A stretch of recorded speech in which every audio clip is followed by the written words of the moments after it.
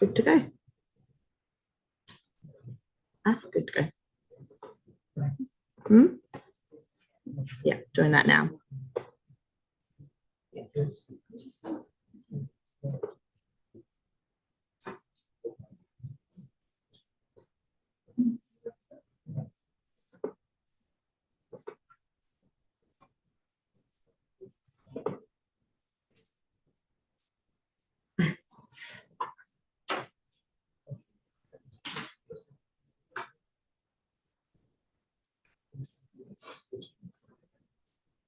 Good morning and welcome to today's meeting. We have two items on today's agenda, and I would like to open today's meeting and acknowledge traditional owners and pay respects to elders past and present on the land in which today's meeting is being held. We have one apology for today's meeting. Councillor Fergus Bennett. Our members for today's meeting. From my furthest left is member Councillor Rebecca Copley. To her left, to her right, my left, member Councillor Kerry Smythe, member John Syme, deputy presiding member Leo Donoghue. My name is Francesca Lafanti, presiding member. There are no members on leave of absence. Minutes for this meeting, as other meetings, will be available on the website. Members, can I have a show of hands if you duly considered all matters on today's agenda? That is unanimous for the minute taker. Members, are there any disclosures of interest? Yes. These are represented the City of Nedlands Auditor Council of 27th of August under section 2.1.2 of the DAP Code of Conduct 2024. I acknowledge that I am not bound by any previous decision or resolution of the local government. I undertake to exercise independent judgment in relation to any DAP application before me, which I will consider on its plan and merits. I am confident to participate in the JDAP meeting impartially without any prior commitment or bias, and I will consider any application entirely on its merits as presented to JDAP. Thank you. The interest has been provided. Member Kerry Smythe has been granted full participation in today's meeting, and that includes voting on the item. Yes. Presiding my declarations exactly the same for students. Thank you. Member Councillor Rebecca Coghlan has provided information on her interest and partial interest. Approval is granted full participation in today's meeting, and that includes voting on the items. Thank you, members. Are there any other disclosures of interest? There are no other disclosures of interest. We will now move forward in the agenda as the agenda is provided, dealing with item 3.1 first, which is 8789 Broadway, Nedlands. We have a number of presentations and they will appear. I'll read out what they will appear in. Mr. Tom Hockley will be the first presenter, followed by Mr. Paul Simpson, Ben Rees and Daniel Lees for proposal. As everybody is aware, in accordance with the DAP standing orders, presentations are limited to 3 minutes, no extensions of time have been granted. We do have secretarial support here today with us, and they will advise me should we be getting towards that time frame, and I will ask you to complete your presentation within that time frame. As you have already heard, members have received the material that's been provided today and have indicated that they have duly considered the information provided in this written format. I now hand over to Mr. Tom Hockley, which I understand is online. Thank you. Good morning, panel. Thank you for the opportunity today. Just checking, can everybody hear me? Yes, we can hear and see you. Thank you very much. Thank you. Look, we represent the owners of Griffin Group, the owners of 91 Broadway, which is located to the immediate south of the development site. As you might recall, 91 Broadway has an approval for a 21-metre high mixed-use development. We maintain our objections to the proposal as outlined in our submissions in June earlier this year. A further submission has been made as part of the RAR, and it's attached to my presentation request, which forms part of the agenda today. And so I'll be speaking to that submission today. In summary, we support the officer recommendation to defer the proposed development to enable further amendments to the design to mitigate amenity impacts to the neighbouring development associated with building bulk and scale, overshadowing and access to natural light. The panel is being asked to consider what is a very similar proposal to what was considered in June. Having read the officer's report and supporting documentation provided by the applicant, the only changes made to the proposal include an increased rear setback of 300 mil to levels 3 to 6, which is noted in the RAR, I quote, will not sufficiently negate the effect of building bulk. This change will also have a very limited mitigating effect on my client's property. I note that no changes have been made to the plan specifically addressing the southern elevation of the proposed development in terms of its impact and transition to 91 Broadway associated with building height, building separation and overshadowing. And as such, in its current form, we say the proposal ought not to be approved today. What's clear is that the proposal before you today results in the loss of the important balcony interface on the southern elevation, which previously provided articulation and reduced building bulk as perceived from the south. The impact of this change is a more imposing built form for the adjoining lots, and the increased building height and reduced setback to the southern boundary negatively affects 91 Broadway by way of increased and unreasonable overshadowing on 21st of June, particularly during the morning and midday. That's demonstrated in figure 2 of my submission and at appendix F of the applicant's response to the JDAT referral reasons. Finally, regarding the transition of the proposal to 91 Broadway in terms of setback, overshadowing and light, the reduced separation between the proposed building and the building to the south increases visual bulk and mass, particularly at the upper levels, and reduces the access to sunlight and daylight. In closing, I just wanted to reiterate that a building of this scale across 2 lots ought to achieve a greater level of compliance with boundary setbacks and building separation to adjoining lots to compensate for loss of internal building separation, which would have otherwise been achieved if the lots were developed individually. Happy to take questions from the panel. Thank you. Thank you for your presentation. We will run through all the presentations before going to questions from the panel. We will now go to presentation. The next group of presentations, Mr. Paul Simpson. Good morning, presiding member and other panel members. As Tom mentioned, we met on the subject June 11. At that session, we considered the detailed RAR from the city, along with presentations made on behalf of Sydney, neighbouring residents and my fellow consultants. At the conclusion of that meeting, rather than accepting the city's recommendation to refuse the application, the panel decided to defer the decision, seeking further information on 4 specific matters, particularly concerning the building's streetscape context and its transition to neighbouring properties. In response, on July the 10th, our architect at Hassel submitted a comprehensive package to the city that directly addressed those 4 matters. This package included updated plans and elevations, which, among other adjustments, increased the setbacks to the rear of the building by an additional 300 mil, despite some of these setbacks already exceeding the required minimum setbacks.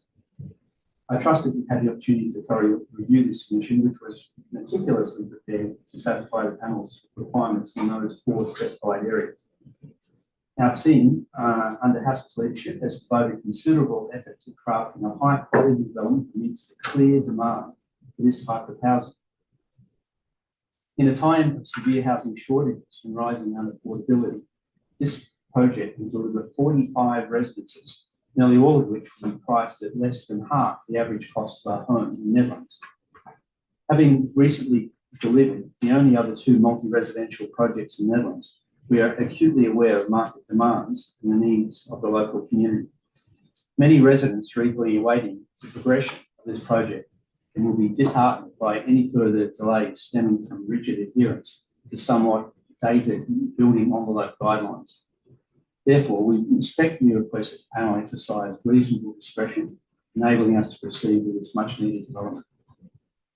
I would introduce Ben Lees to speak after me. Ordinarily, you'd be familiar with Alex Jones having been the architect, and this Alex has had to be overseas today. His apologies, and Ben will now speak on behalf of Hassel. Thank you.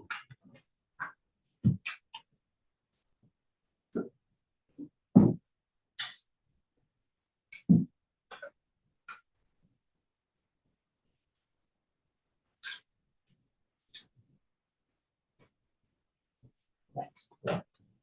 Thank you to the panel members. I'll now present an architectural response to each of the 4 points in turn. Item 1, the streetscape analysis provided demonstrates the design to be a considered response to both existing and emerging character. On both the east and west sides of Broadway, an eclectic mix of styles, scales, and materiality has been built up over the last century, with levels and setbacks creating different visual impressions. The emerging character is a contemporary translation of this existing tapestry, active uses of rhythmic visual composition, and a varied palette of quality materials, screening, and natural planting will enliven the streetscape. Item 2, viewed in context, the scale and form of the proposal is consistent with the neighbouring schemes approved by this panel. This sequence of 4 diagrams shows the approvable mass in blue and demonstrates how the proposal compares. It falls within the height envelope to the west side and is somewhat encroaching to the east. The uppermost level is set back significantly to reduce visibility from the street.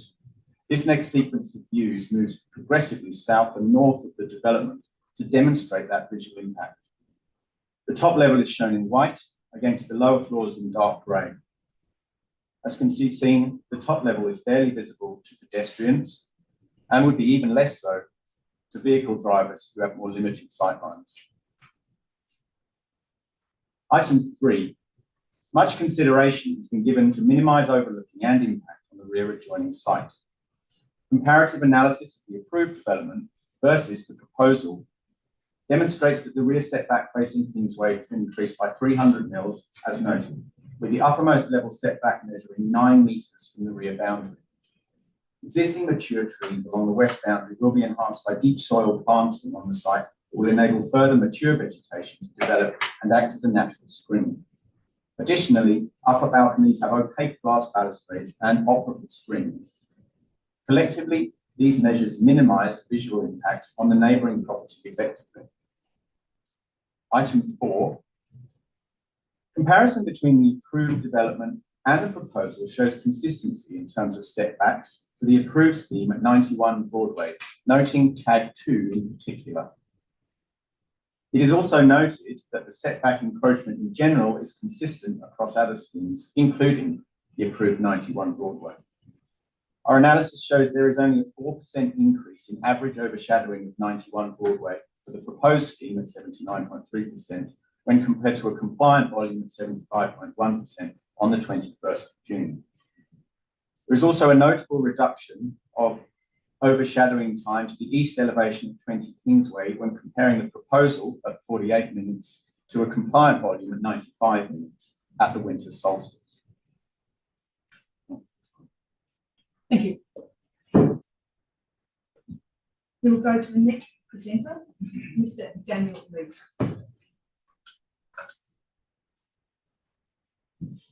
Thank you. And, good morning, DAP members.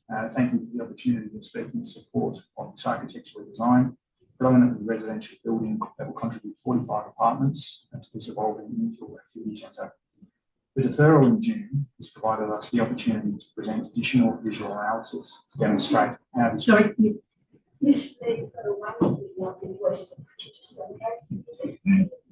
Absolutely. Thank you. That's what I want. The deferral in June has provided us with the opportunity to present additional visual analysis to demonstrate how this proposal sits comfortably within the emerging context of Broadway. Since the gazettal of the planning scheme in 2019, it is clear that Broadway has been rapidly evolving as per the targeted infill and urban growth area designations of the local planning strategy, with numerous contemporary multi-storey apartment buildings having been approved, some of which are now completed or under construction, ranging from 6 to 8 storeys.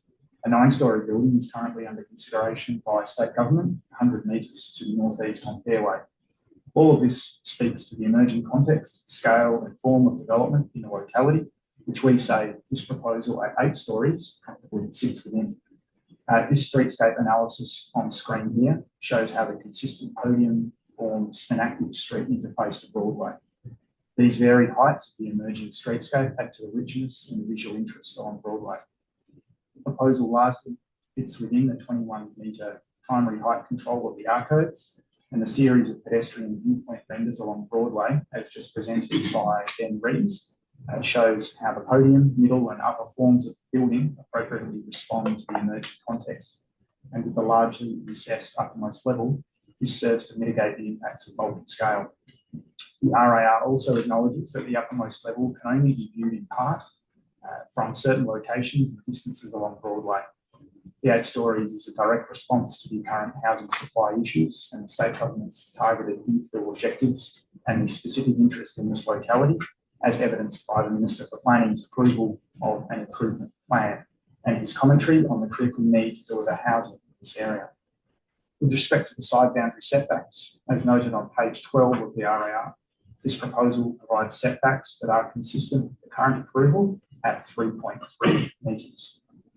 The approved development immediately to the south at 91 Broadway has predominantly 3 metre setbacks to the common side boundary, so relatively consistent setbacks for the middle parts of both this neighbouring approval and this proposal, and this image on screen here demonstrates that. This is also shown on page 17 of the RAR. So this image on screen, as well as this prior image here, clearly show the comparison of this proposal with the current approval. With respect to the rear, since the deferral in June, the rear setback has been increased. The rear interface includes the conscious locating of deep soil area along the rear boundary, consistent with the city's planning policy, so as to achieve trees of 4 to 6 metres in height at planting and then up to 9 metres upon maturity. In closing, this proposal is a direct response to the public comments made by the Minister regarding pulling out the stops to deliver housing in well-located, well-serviced infill areas such as Nedlands. And this site is particularly well located, being 150 metres from the Broadway Fair Shopping Centre. These 45 apartments will be very well provided with access to public transport, walkable food and convenience shopping, the Swan River and recreation facilities, along with access to key places of education and employment in the broader UWA Tier 2 Specialised Activity Centre. We say that this medium scale apartment building is entirely consistent with the emerging scale of approved, under construction and completed developments along Broadway, and having regard for state government targeted infill objectives, respectfully, this proposal warrants your approval. Thank you. Thank you for your presentation. Panel members, do you have any questions for the first 4 presenters? Yes. Is Mr. Hopkins still there? Hello, Mr. Hopkins. Hi. Councillor Coghlan from the City of Nedlands. I got a ruler last night and I converted 300 mils and it's about, milliliters, it's about a foot. And I know that we've heard about compliance of the setbacks, but it's not a lot, is it? Can you expand on that, please? Well, I think in the overall context of the building and the height that's proposed, a foot in respect to, I'm not sure what the height of the building would be at the back, but probably be, I don't know, 18 metres or so. It's yeah, look, in my view, it wasn't going to make a substantial amount of difference to the impact on our client's property to the south. Yeah. And also, what about it being over plot ratio and the effect that could have on the property you're representing today? Yeah, look, I suppose plot ratio feeds into a number of factors that we have concern with.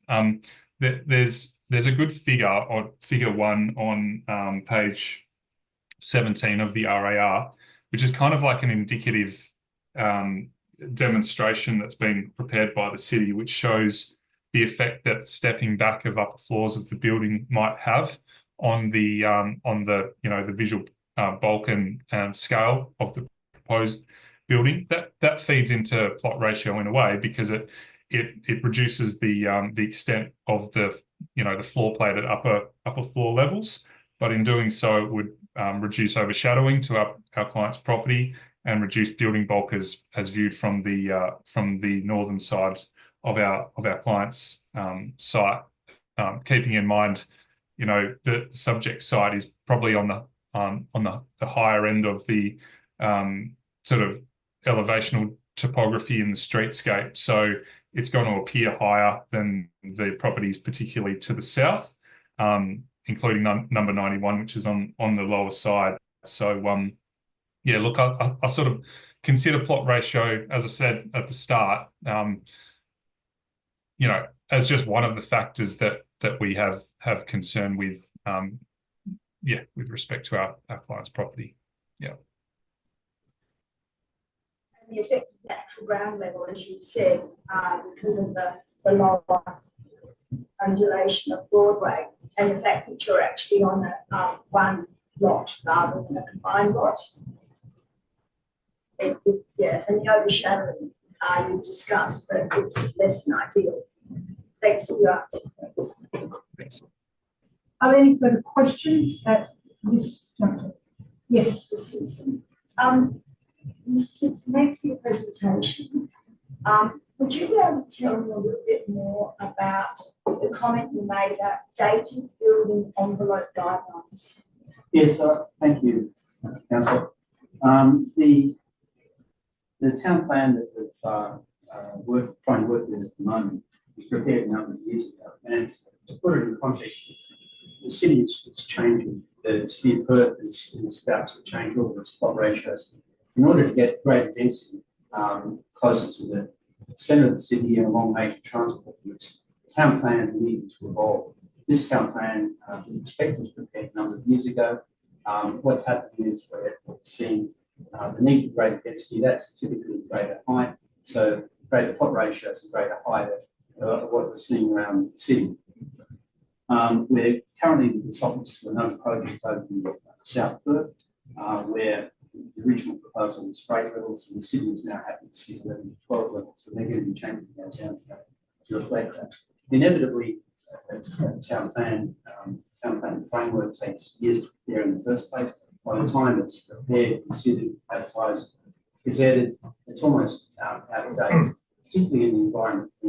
So I was polite, somewhat outdated, but it's difficult for a town plan to reflect that evolving environment with a shortage of housing, and the current town planning framework was perhaps initially evolved 5 or 7 years ago. It's difficult for it to look 5 or 7 years ahead. The other question I had is that under S57.3 Volume 2, it did encourage the outdoor areas to be on the top of some of these apartment buildings. But now we're seeing a lounge, and I've read it carefully for the residents. Can you comment more about that lounge? Sorry, the lounge in your development. Yes.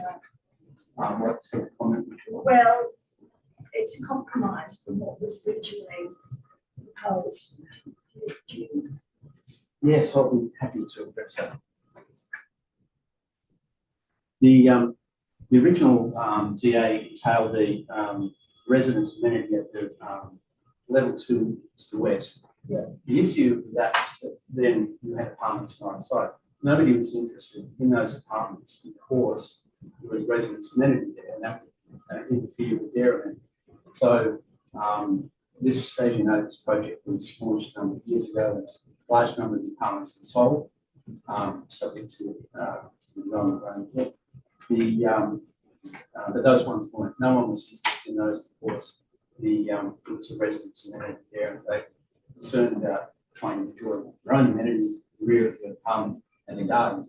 So, in fact, just on so this proposal shows it's bigger amenity, but it's north facing, and it's on level 1. So we find that most people are spending more time inside these dwellings. We looked at a lot of other developments, our own included. And the amenity is typically indoor use, not outdoor use.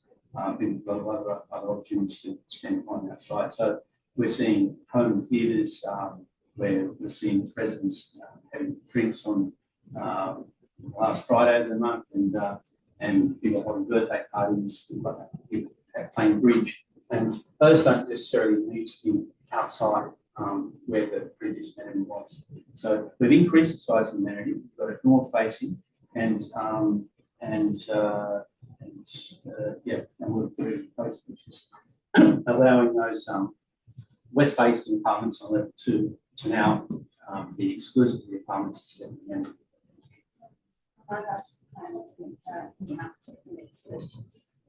Right. Yes, go on. The rear garden, I heard the comment that somewhat encroaching on the rear property and the rear garden and the deep soil planting is the property to the east in Kings Lane. Have you got more of a comment about how you're using another person's garden when that property might change and that garden that on private property may not stay? Is that appropriate? And can you comment on this somewhat encroaching? Yeah, thanks for the question, Councillor. So I'll take that in 2 parts. The somewhat encroaching was reference to the relationship between our proposed overall envelope and the kind of blue mass, which is what's approvable based on the scheme. So when I said somewhat encroaching, that was actually on the street side, whereby the top floor is slightly above that blue envelope, whereas on the other side, it's actually within that envelope. So it's actually lower than the approvable height on that Kingsway side. In respect of the deep soil planting commentary, there was an observation that there is mature planting on the existing site, and that the deep soil planting that we have put on our site is kind of it's a contextual response to that, to increase the amount of vegetation in there as a means of saying if that existing vegetation isn't there in the future, we're actually putting new mature vegetation in there to maintain that screening. So it's a case of if the existing vegetation stays there, it's great, it's going to get twice as much, but we're also putting in new vegetation. And that's actually a very conscious decision, which relates to when we're talking about higher density developments. One thing we are extremely concerned about is maintaining tree canopy wherever possible. And the advantage of density is to actually allow existing tree canopy to be retained in other sites, and also wherever we find the opportunity to put deep soil planting to grow additional tree canopy, because we know that that's fundamentally important to the kind of health of these communities. We haven't heard from the landscape much from your team for a bit, so we have to kind of work it out. Excuse me, Councillor, if I could perhaps just expand on Ben's answer there. So that there has been that conscious decision to locate the deep soil area along the rear boundary. So it's for the greatest benefit, not only for the future residents here, but also for the neighbours, particularly that western neighbour to the rear on Kingsway. So there is an existing Illawarra flame tree that's on the property, that's in our northwest corner, which is to be retained. So the basement design, or the rear wall of the building in the ground has been specifically designed. There's a step in that rear basement wall, so it's to provide a suitable amount of deep soil area or soil around the root ball of that existing tree. And that's consistent with the city's local planning policy, which says that is the best place to build deep soil. And I also listened carefully, and I heard you say 8 stories. And it is an 8-story building. And I've carefully looked at every diagram and the basement and the movement of parking. So the 2 issues I just wanted to discuss now are actually how many stories and moving around the parking, because there is less parking now. And is there a universal car park available? I saw the bikes have been moved tonight. So discussion around the parking and actually how many stories you consider this building. As you noted, I described it as 8 stories, in the sense that if we look at a flat elevation to Broadway, it has 8 stories, so ground 1 to 7, as described in the drawings. I think some of the commentary in this year's RAR has described the building as 7 stories. And I understand why it's been done in that way, because the ground floor, more than 50% of the ground floor sits below natural ground level, having regard for the natural topography, the natural ground level as it exists on the site, where, as you may be familiar, it raises quite steeply from Broadway to the west to the rear boundary. I've described the building as 8 stories because I think looking at a flat street elevation, that's what it is. So when I say 8 stories, consistent with the approved building, which is now under construction, 3 properties to the north, at 79 to 81 Broadway, which is also 8 stories. The approved building immediately to the south, number 91, is 7 stories. So it's just as a point of clarification, that's the answer to that question. So there's the fact that entry and legibility is improved and you've got the entry and the stores and the like. But the other comment is basically the stories are very concerning to the residents, and that is because of the building envelope, but also this debate about the natural ground level. So I agree with what you said. What about car parking, please, and what's happening there, and the stores for the residents? Because that's really important. What's happening there, amenity of the future residents. Perhaps starting with stores, we've got a sufficient number of generous size stores, and they're located in various locations across the car park levels.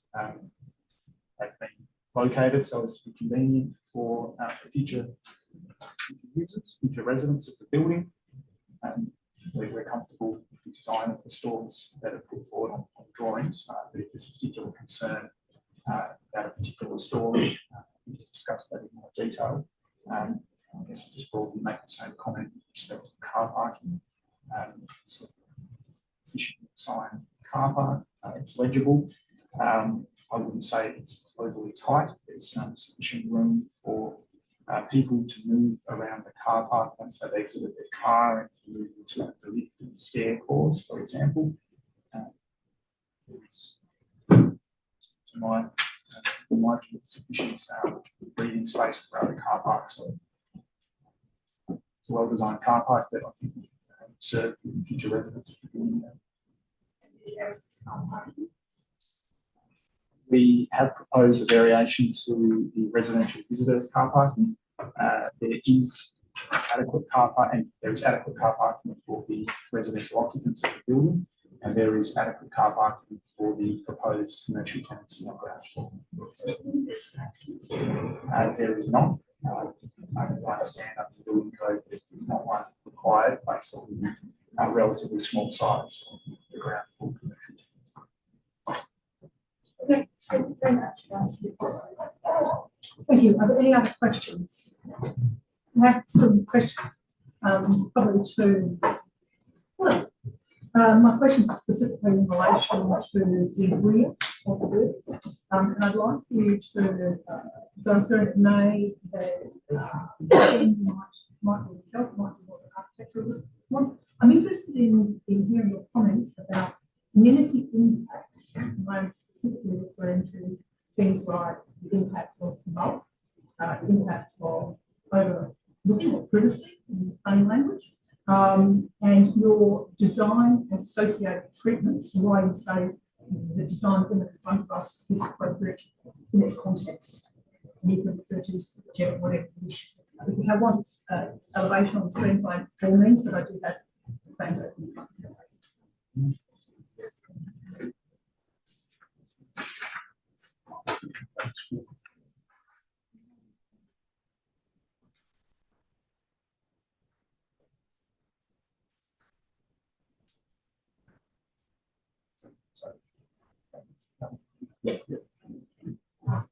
The elevation that I'm looking at is reference number north, reference elevation, southern, drawing part of southern elevation, drawing DA 102. Is it okay if I talk to this? Yep. So I think if you take each level in turn, fundamentally one of the key challenges of the site is the topographical change and very steep slope. And so obviously we have to address that. And the first thing to consider is creating as much breathing room as we can between the boundary and the building. And then how do we manage that so that there is obviously taking advantage in some respects of that topographical change. And so that's why the conscious decision was made to put the deep soil planting along that boundary edge, so that essentially the rear elevation to that lower courtyard area is planted up as much as possible to create differentiation between the two. And that rear planting, sorry to interject, That's right. to clarify this, that rear planting, what component of it is private? What component of it is managed by the stroke water? In terms of where is the distinction between responsibility for managing and maintaining the landscaping that you referred to that forms part of the suite of information you have here for managing interface? Could you clarify that in the context of your comment about? So I'll let Paul answer that question. Yep. Thank you, Brandon. These three gardens at the rear of those residences at level 2 are all private gardens. They are maintained by the professional landscape people employed by the strata management company. We've deployed the same strategy in the other two developments we've done as 139 Broadway, and also at 5 Hillway, which I'm sure John remembers. In each of those developments, we have not only a large deep soil area at the rear of the boundary, but we've actually got various private gardens on balconies and foyer. They're all maintained by one two-bags landscape, as it turns out.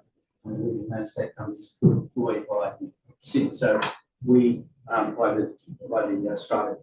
So we didn't want the situation, whether it be a deep soil area or any of the other plantings, being dependent on the owners of the residents having a green thumb.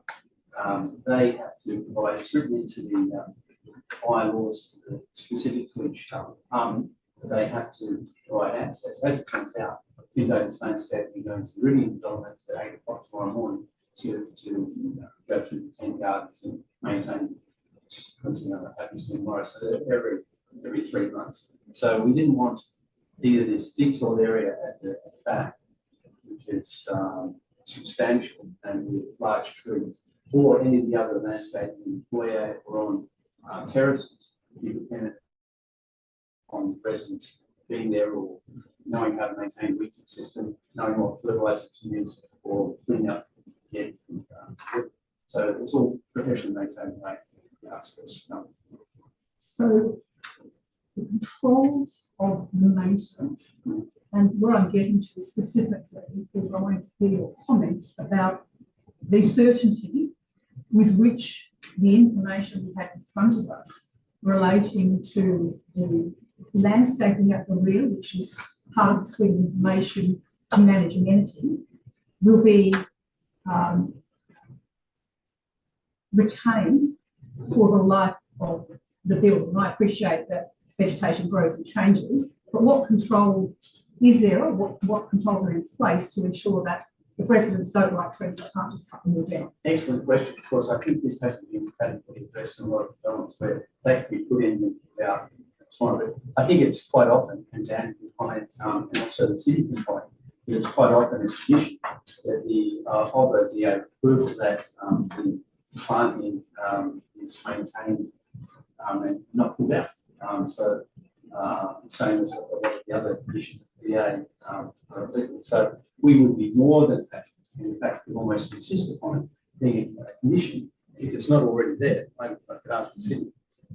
Yeah, is it already there? I think that was a good question. You might need to speak a bit louder because you are very quietly spoken. Sorry, to your question, alternate recommendation provided by the city and draw your attention to condition number 8, which does talk about landscaping to be installed prior to occupation, but then maintained thereafter for the life of the development. So I think there's sufficient certainty the wording of that condition. As Paul has referred to, the strata management plan for the project should be approved, would also reflect the fact that residents who are buying into this project, in particular the 3 apartments at the rear, need to provide access, make sure access is available in an ongoing manner for the strata appointed landscape gardener to maintain the landscape areas as shown in the proposed drawings. Thank you. I'm going to go back. Yes, it's on the same specific matter, then we'll continue back on the concept. So those trees are actually property of the strata growing up there? Yes, it's in fact, it's from a preparation of the strata plan. They're called common property exclusive use. So no one else they're technically common property, but no one else in the building can use it apart from the actual A resident of that apartment is not really going to their own property. Right. Just on that matter, could the council members make a decision to remove the trees at any time in the future? I assume that the council owners plus that would oversee strata management. the bylaws for the strata company contain provision that the strata company can't do anything which is in contradiction to development group. Thank you. If you'd like to continue. Sure. Then, So if I take the next sort of 3 levels up, obviously these are balconies, but they could be considered more sort of external rooms because there's significant amounts of screening, visual screening, which is operable, and essentially like traditional blind sort of operations. And they also then have opaque balustrade. So there's a kind of there's a duality to those spaces, which is that those people want to feel a certain level of privacy on their own balconies, which is they're sort of maybe an external living area, as well as the people on the other side of the boundary not wanting to feel overlooked. So the extent of screening there is significant for that very reason, and the opaque treatment of the balustrades is also very much about creating a psychological sense of separation between residents on one side of the boundary and the other. And in a way, that also provides a certain sense of visual animation, if you like, to that elevation, so that it isn't just a flat blank thing with small punched windows sort of thing, which would actually potentially be more negative to people on the other side of the boundary in terms of their visual experience. There's actually a certain kind of filigree to these screens, which makes it visually appealing to look at. If we move up to the top floor, that significant setback on the upper level essentially means that there's almost no visibility between the residents on that upper level and on the Kingsway side. And there's a significant planting, so effectively forming physical balustrade, as noted under item 3, which really just stops any kind of over the floor and gives a kind of green edge in terms of the view to residents on the Kingsway side and soften the facade. So the whole composition of that facade is bringing together elements of screening, greening, the opaque balustrades and a certain level of animation to create a really kind of high quality elevation that actually enhances its content. can you provide a comment about, or a more response to your comment that it will manage with the screening, screening the green? In what way are you saying that manages the overlooking that you were referring to more specifically? Well, it tends to discourage people from, it's harder to actually kind of see from the two sides. It almost discourages you coming right to the edge to overlook. It's not going to be able to completely close off any possibility of views, because that goes against the purpose of the balcony, which is about getting fresh air and amenity to those residents. But that barrier as it is, which is a kind of, I guess, a semi-visual permeable barrier, provides a psychological sense that you have to come to the edge and peer over. And it's essentially like looking into a tree canopy, and it's all mitigated with sort of filtered light through those vertical screens to create a sense of separation, which is an emotional and a psychological impact, which is difficult to quantify, but it certainly is good on those outcomes. Could I supplement that?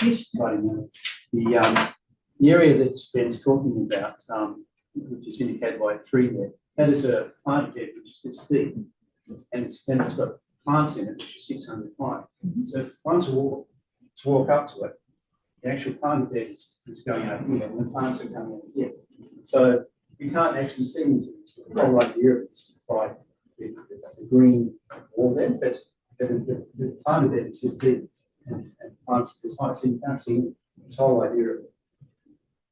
And on the lower levels, which are the ones we set back a further 300, which are the ones you can see there, they've got the opaque screens, and having lived in these buildings, it's of course any 2-story house where the fences are only 1800 high, everyone's looking about everyone's back gardens. But what we're seeing in our other developments in 139 Broadway and 5 Broadway is that the residents really don't want to look at the next door neighbours, and next door neighbours don't want to look in. Everyone's minds their own business. And so this is a very common approach, and it's worked really well with recent developments. We've got the 8 balustrades, 139 Broadway, and works well.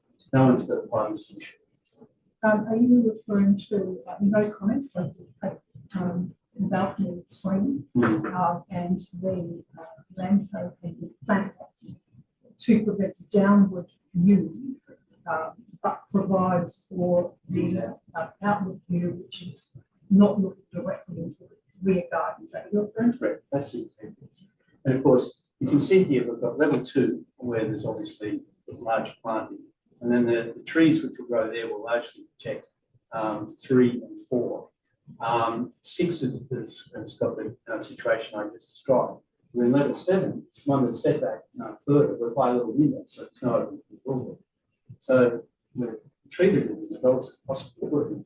And of course, the trees that will be growing along that fence line, irrespective of what happens to the existing trees on the houses in Norway, the ones in that deep soil area will be growing to 6 to 9 metres. So it's a wonderful outcome. And my final question, which relates to the rear, is the bulk scale in that interface. Can you speak to that? I don't know which group to speak to that, but I know that the excluding the rear, what I would almost call the rear ground, but levels, those 3 levels that we see with balconies. The previous approval has 2 of those levels. So in terms of bulk scale, we have an additional level of similar 4. Can you talk about the bulk scale? Yes, that's it. And in particular, the impact, we talk about in general context 1, the impact that has for your comments around impact to the rear neighbour. I'll just comment then, and feel free to supplement. So remember, when we talk about buildings, typically 6 levels, if you look at a flat piece of land, as Dan mentioned, and you put a 6-level building on it, then that's what you see if the ground level at the rear of this building was the same as that in the way. But as it turns out, it's a 7-metre fall from the rear to the street level. So when we talk about ground plus 7, being the 8 floors that Dan spoke of earlier, all of the ground floor and all of the first floor, when you see from the west, go below ground level.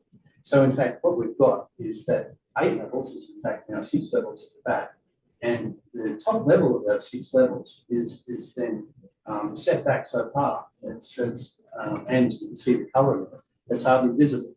So you've actually, it turns into a 5-level when viewed from Hillway. So that 2 of it's underground, 1 of it's set back, but you can see that the area in blue with 3 on it, that is set back. You could have had that upper floor brought forward to that orange line at the left-hand side of the green blue 3 area.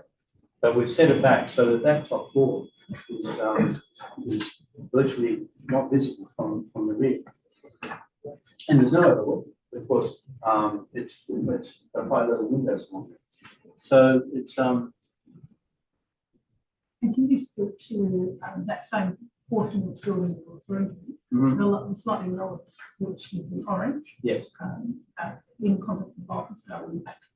The area in 2 on the left-hand side is the only area that's encroaching setback on that western side.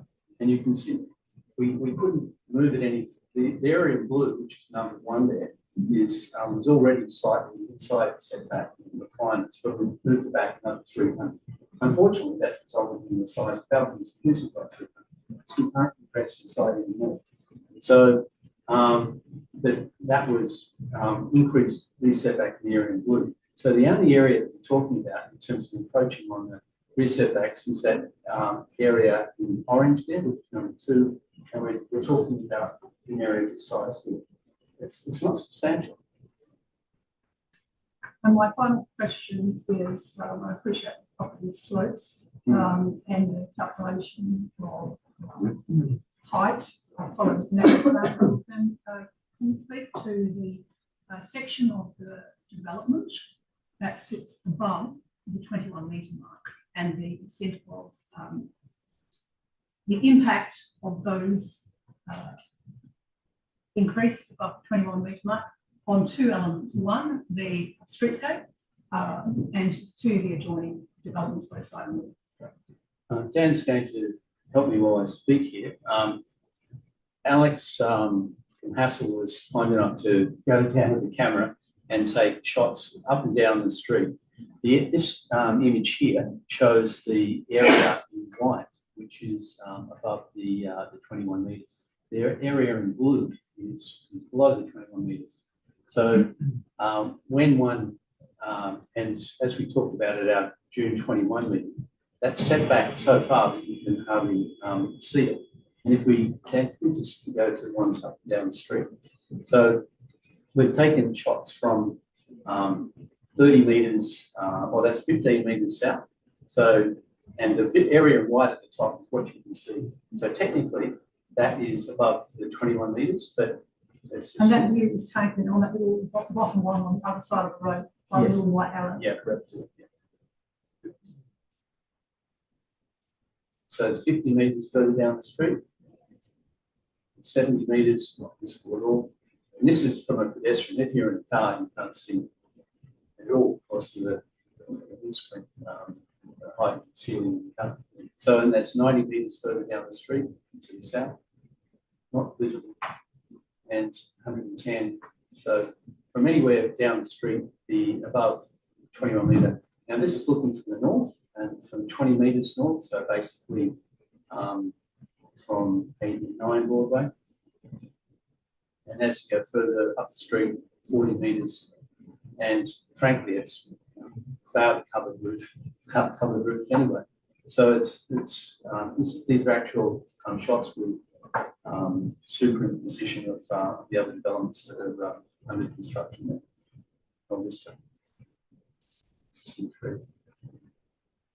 So we've gone to a lot of trouble in terms of colour of the above 21 metre height section, setting it back both on the sides and the front and the rear.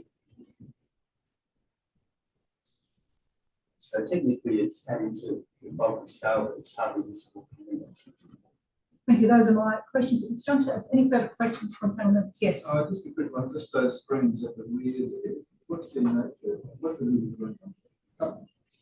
Express space. You've got that up there. How often do you open on? Something to face west. So it's not close and not. And what's the visibility? What's the nature of that?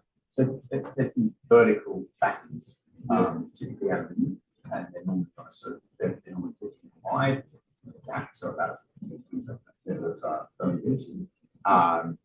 To your point about how often different residents have different, you're right. A lot of the time they are closed, particularly at Western Island in some condition. it really depends on what the preference is, but it's actually uncommon to have them fully open based on our experience, but that's fairly subjective. I don't know. Well, I could supplement that, yeah. The Meridian development just down the road from in that regularly, the residents there, we've got enough screening to cover half here at the east or west. Just we've got east and sun in the morning, and of course west and sun in the afternoon. So we've got the same situation on every one of these buildings down Broadway. And what we're finding is the residents, these screens can be, depending on the type of screen used, can be constituted with bifolds in this case, to provide 50%. So typically you'll have a lounge dining area and a bedroom facing typical ones with that. So we've got the capacity to have those close. So on the west facing ones, they'll have the bedroom so the bedroom doesn't heat up too much during the day in summer. They'll have the screening blocking that. And then if they, which will view out at night, but if you want to have the view in the morning, then slide the screens open and have and from experience in a living building, residents are just doing that to suit their own love of the sun in winter or dislike of the sun in summer. And it's just a common sense way of handling it. Any further questions from panel members, Jennifer?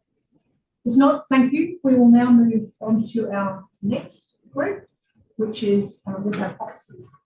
Yeah, we've only got one officer there next.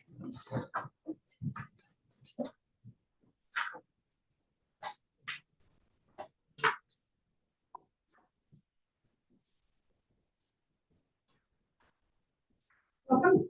I'd like to speak either to the RA or make any comments in relation to matters you've heard today. Over to you, sir. Thank you.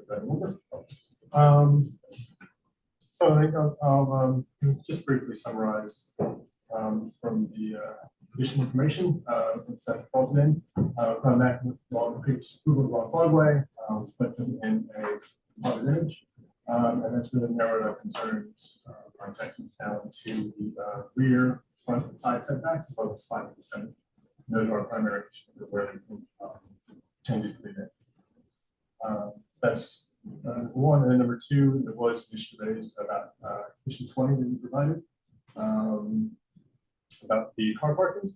So if that is the mind to approve this, we would be supportive of changing that condition to only 2 car bays. That's consistent with the current policy that has not been voted. Other than that, I would just answer your question. I will ask the question first in relation to your initial comments, the narrowing down of areas of concern. Can you speak a little bit further about the concerns that and I understand your principal and concerns in relation to rear 5 to 7. Can you speak a little bit further in the context of those concerns, given what you just Yes, sir.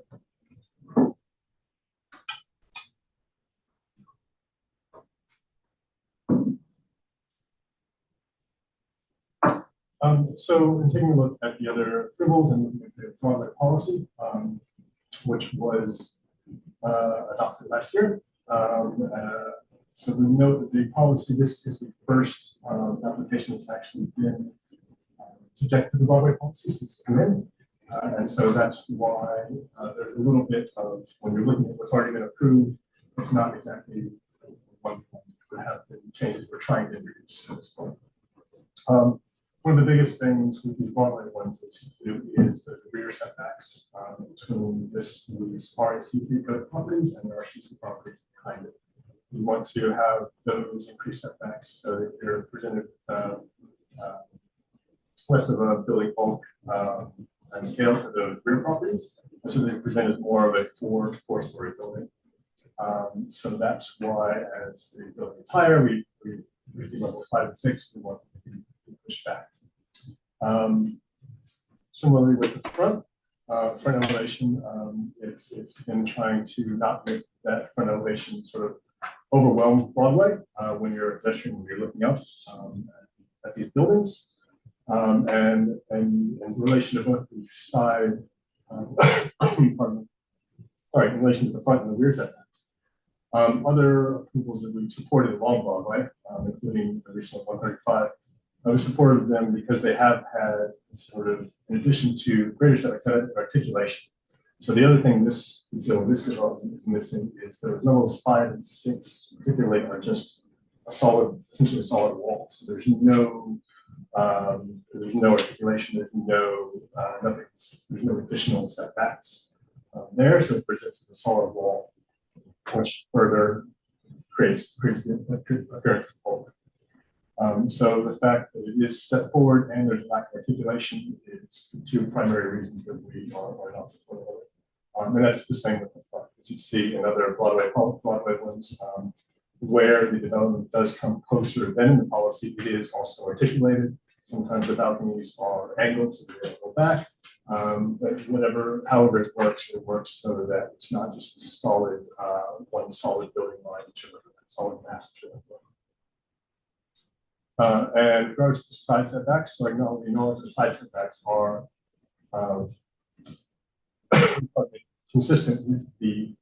generally consistent with the approved stuff on Broadway.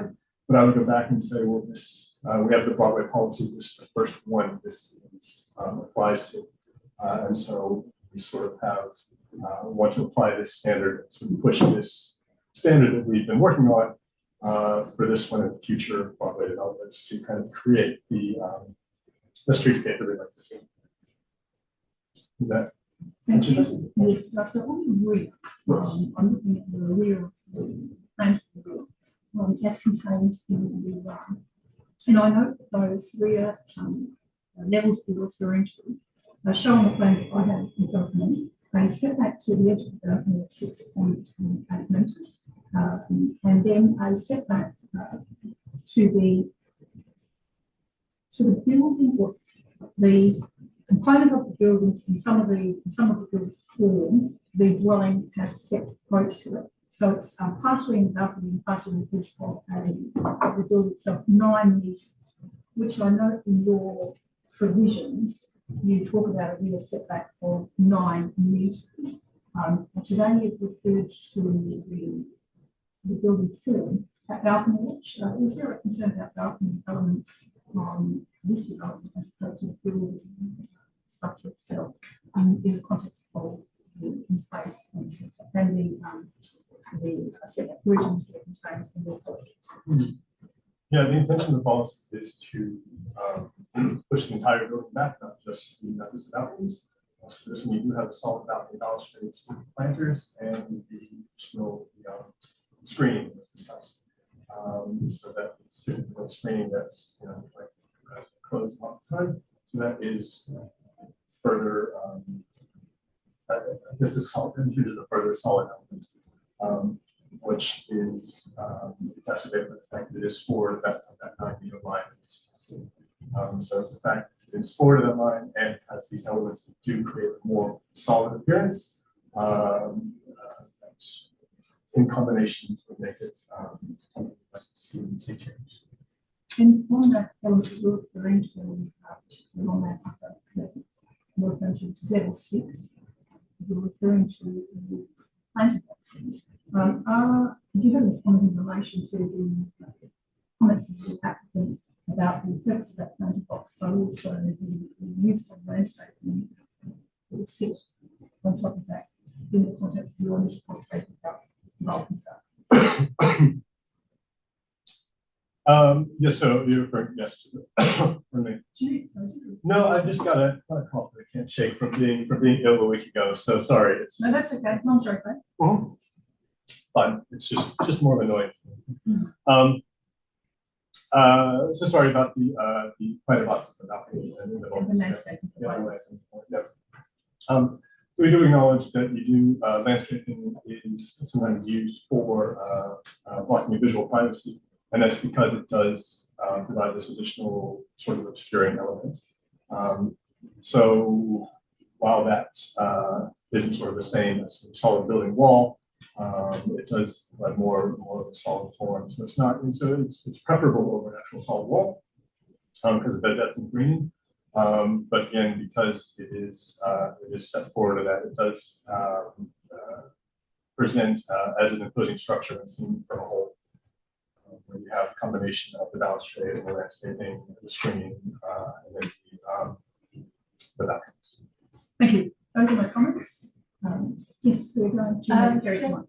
Thank you. I have, Councillor Smart, I have a question. I'm looking at the minutes from the 11th of June, where there was a procedural motion that we five were on the panel. And the procedural motion is for 120-day deferral, and that would extend to the 9th of October. We're here a month earlier than the deferral, yet we will still be presented with a recommendation for further deferral.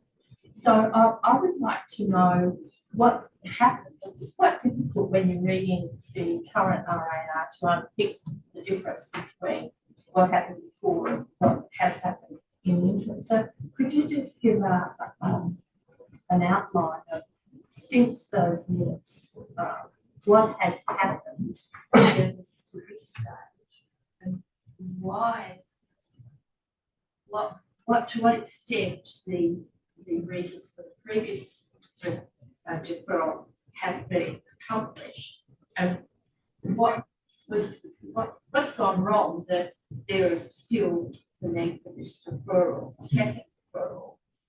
Can you just outline what's happened? Was there resistance from your point of view? Why has the deferral come back early? Why has this come back early? Why couldn't you continue to pursue what was required for another month? So the initial deferral was for additional information, substantial amount of additional information. So we put together some, and the applicants put together some. As you see,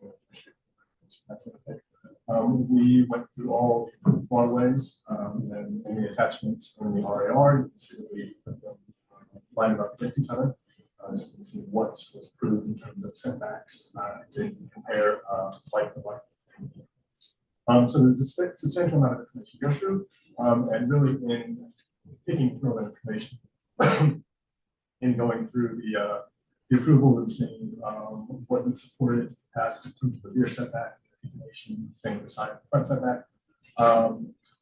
We really sort of narrowed down the range of issues to say, okay, we think that really the issues are for these top 3 stories and require some articulation. And knowing that, we think that this scope, they probably could be amended without the whole application being tossed out. So it was that additional information that really led us to refine our recommendation. So we did speak with the applicants, the proponents of the development. They were provided all the additional information that was requested from me. But in the end, they wanted to submit the plan as submitted. And there was not an appetite to do any further changes, and that's essentially why we ended up here. So, in recommending deferral, you think there will be an appetite in 120 days? I think if it comes from the DAP, there will be an appetite. Yes. Thank you. Yes. Yes, question. I just want to speak a little bit more about the eastern edge of Ben Lower and the Broadway design characters. You've spoken a lot about it. I've read the report really carefully. Although the interest of that edgeability and it does serve a purpose, it still adds to the vaulting height of the Broadway. Can you add a little bit to that? No, So are you talking about the trees? This is the commercial tenancy entrance? Yeah, and it's yeah. So how do you think, well, basically, how do you think it presents? We spent a lot of time last time we were here looking at how it presented from Broadway, where it was visible, was it visible from the top Charity WA, was it visible from the jetty down the steps? I want to look at straight up, like you referred to, what can you tell me about public realm from Broadway to the height of the. So like all these Broadway developments, because of the ground level, it will be perceived from Broadway as probably a 6-story building. Kind of here. Essentially a 6 or 7-story building, but because of the way the ground level cuts in, it doesn't count as a ground level of the arch. As a ground level of the arch. So that's sort of a problem across Broadway, is that we will then have these buildings that are all appear very high from the front. And one of the things we wanted to do with the public policy is push those upper floors back so it doesn't appear, it doesn't have that. So that even though the buildings are pushed forward, they have, due to the ground level, they can be higher, but they are then pushed back under the policy. So it does reduce the bulk and scale from the ground level. And throughout the report, it does refer to it being more like an RAC2 than RAC3. Even though we've gone to the trouble of doing this robust LPP, it has in many aspects been more. Do you comment further to that? Yeah, that's the comparison in the Article 22, where it talks about the RAC2 development in terms of stories and plot ratio. What's RAC2 is 7 stories height and 2.5 plot ratio, and that's essentially what this building is. So in our opinion, it is outside of the planned density for the area, and that additional plot ratio presents itself in those public floor setback. So we've had quite a lot of discussions in the panel on plot ratio. So I'm not going to talk about that now. I'm asking questions about that. But the overshadow to the south is significant. But what I want, and the amenity of the others who have chosen to develop along Broadway. But I really want to dump down here that we're a gap that is sitting here in judgment of the development today, following what principles we follow, performance-based, but it's actually inadequate. It's not actually working because this has come back, as Councillor Smart said. So what are your comments around that? Because the DAP system is an evidence-based RAR. It has a certain amount of acceptable outcomes and element objectives. We know it back front, but just in this case, it's not working. What's your comment about that? I mean, I know you're an officer of the City of Nedlands, but not proponent to say we need to an extent. I think it's it's the performance-based nature of the argument point too, rather than the tick-box approach of argument point. So it is subjective. So we refer to the element objectives, it's a judgment call. And all we can do is muster the evidence to say, here's what we've made this judgment, here's what we think it should be this way. And then present it, and it's up to the members to debate on themselves and decide whether they agree with an assessment or whether they have a review. Ultimately, yeah, it is, like I said, it's subjective. So there's no, there's not a framework where you can say you have to be this height, you have to have these setbacks, and that can't ever change. And that is due to thinking different types of different. We have responsive design. I think what Council Nedlands is concerned about is that the feeling that the decisions made are inconsistent with element objectives, and that there things might be approved that are not in keeping with the density of the site and the design issues there. Again, it is subjective, so there's not hard controls that we can force on that. It's up to the decision maker. All we can do is report the best. Any further questions? Thank you. Thank you. Go back to agenda. We are now moving for. I'm sorry, yes, I do have a question. I'm sorry, apologies. Issues making on the term recommendation. Yes, It says four, we're accepting two because the current policy is not yet.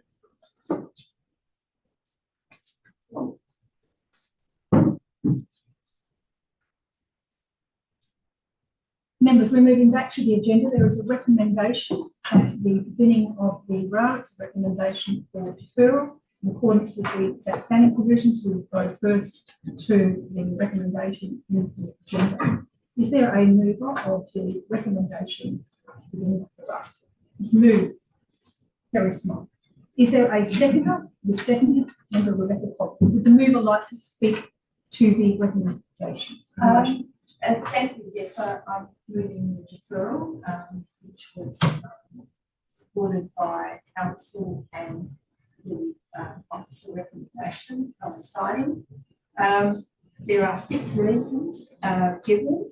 I won't go into detail other than to point people at page 1 of the RAR, I think it's page 6 on the agenda, and just their lines for each one of those reasons. Reason 1 is to reduce the impact of the development's height. Reason 2, increase the development street setback at stories 5 and 6.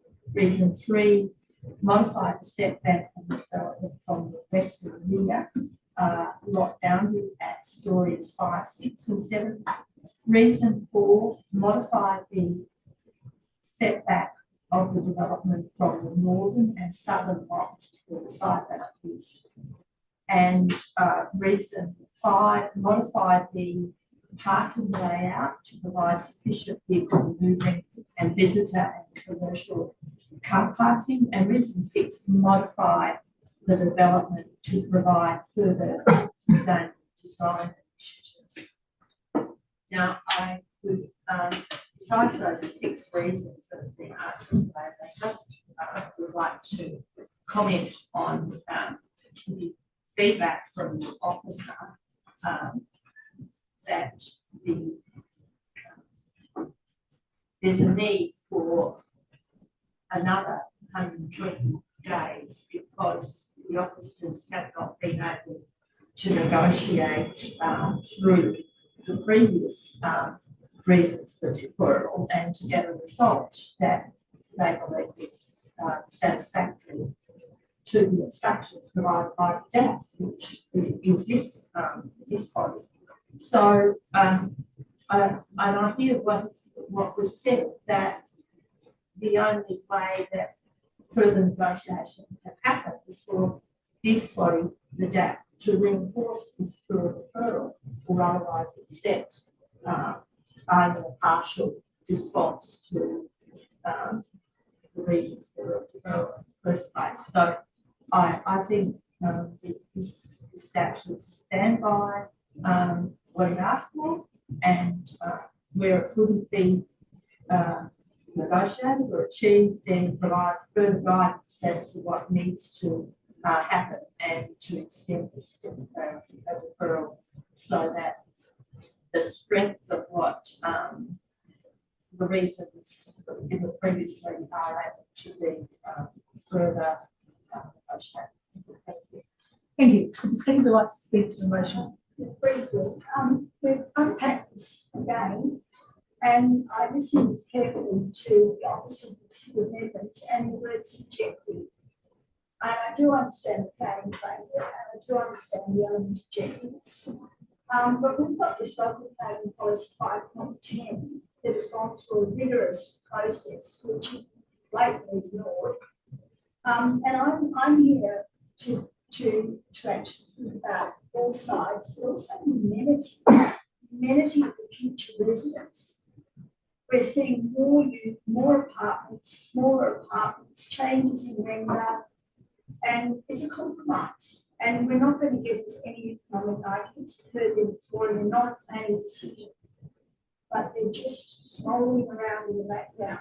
So I'd like to see the DAP reinforced and stick to its guns and have the integrity of decision making around the deferral of 120 days. We should stick with the strength of the code, which is an RAC3, not an RAC code, RAC2, and we shouldn't compromise. We should actually sit here as a decision-making body and ask that the proposal is actually examined again. It's come back early, as Councillor Spice said, and there's been no given here to actually improve what was the deficiencies. So we need to go back and look at it again and stand for decision making at the staff body. Thank you. Are there any other speakers on the motion? Johnson. Yes, but I don't accept that. I think I made a point towards an approval last year, and I still am. I do accept the argument of the component. I think that the additional information that we can give now helps me in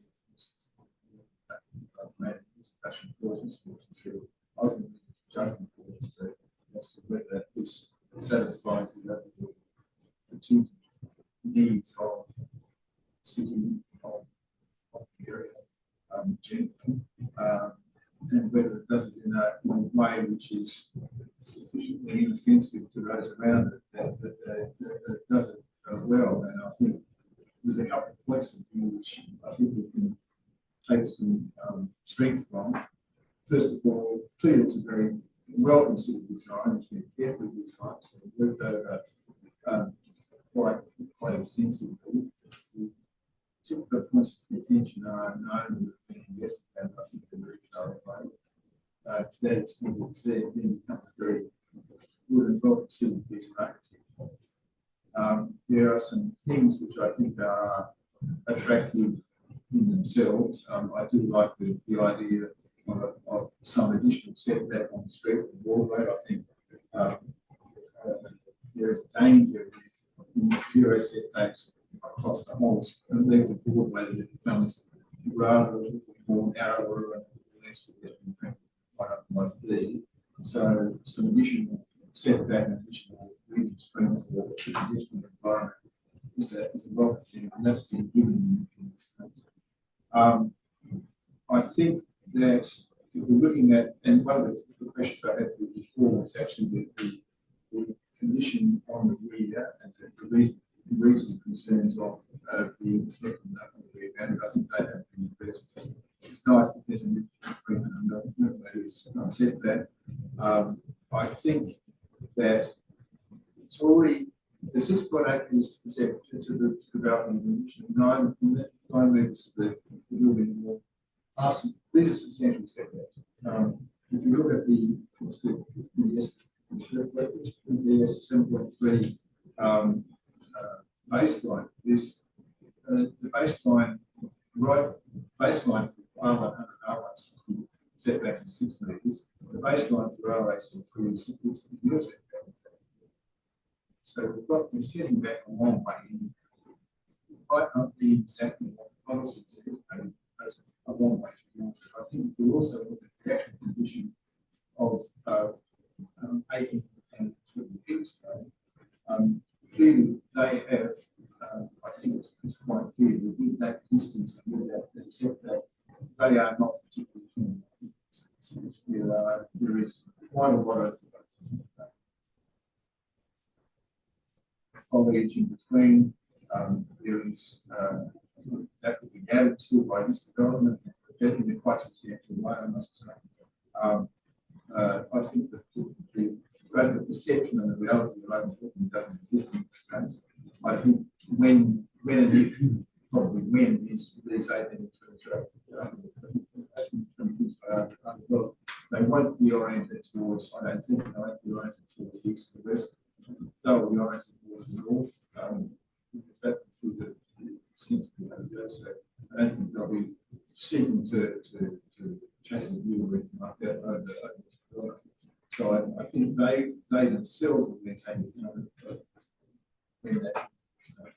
I think there is a fair concern that we have this fairly large structure behind that. I think in this case it's not so large as to be, particularly in the setbacks that there are. So I'm quite happy with where conditions are properly considered. I think a few other things are there. It's a very good mix of apartment sizes, and I think by observation, there's a large number of them that are more affordable than the spectrum in this part of the city. I think reducing it from street scrape from Broadway to fine is. I think the setbacks are overlays. I think the illustrations that the proponent made of what the street conditions are fair ones. So we're not looking at overdoing that. Not that on the street. So I think generally this is at a stage now we can refer the. Any other speakers on the motion? Yes. I was at the previous meeting.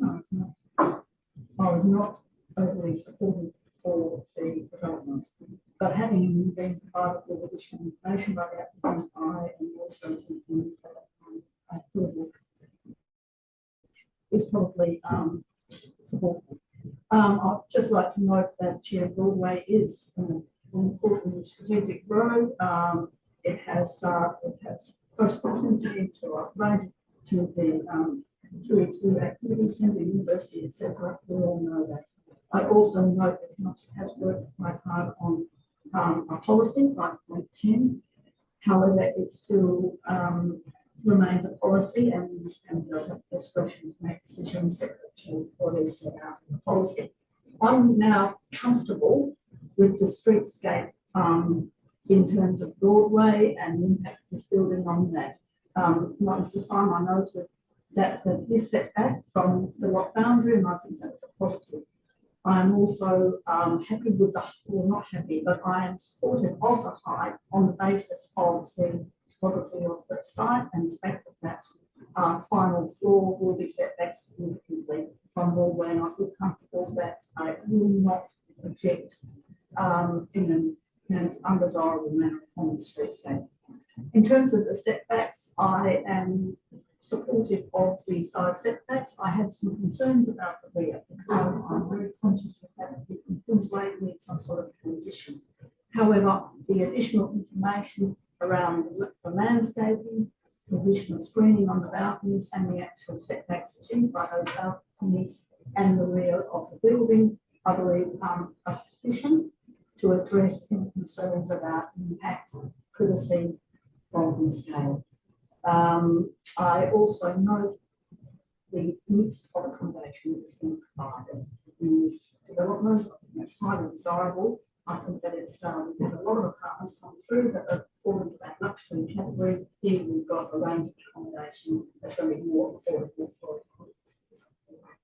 I will note that the building is not articulated as the C officers were looking for, and also as set out in the policy. But I think the provision of glass balconies, the screening, the landscaping, I think that goes a long way to reducing the balconies down. I don't feel that there's such a thing as going to happen adversely on the amenity of the Broadway or the motor.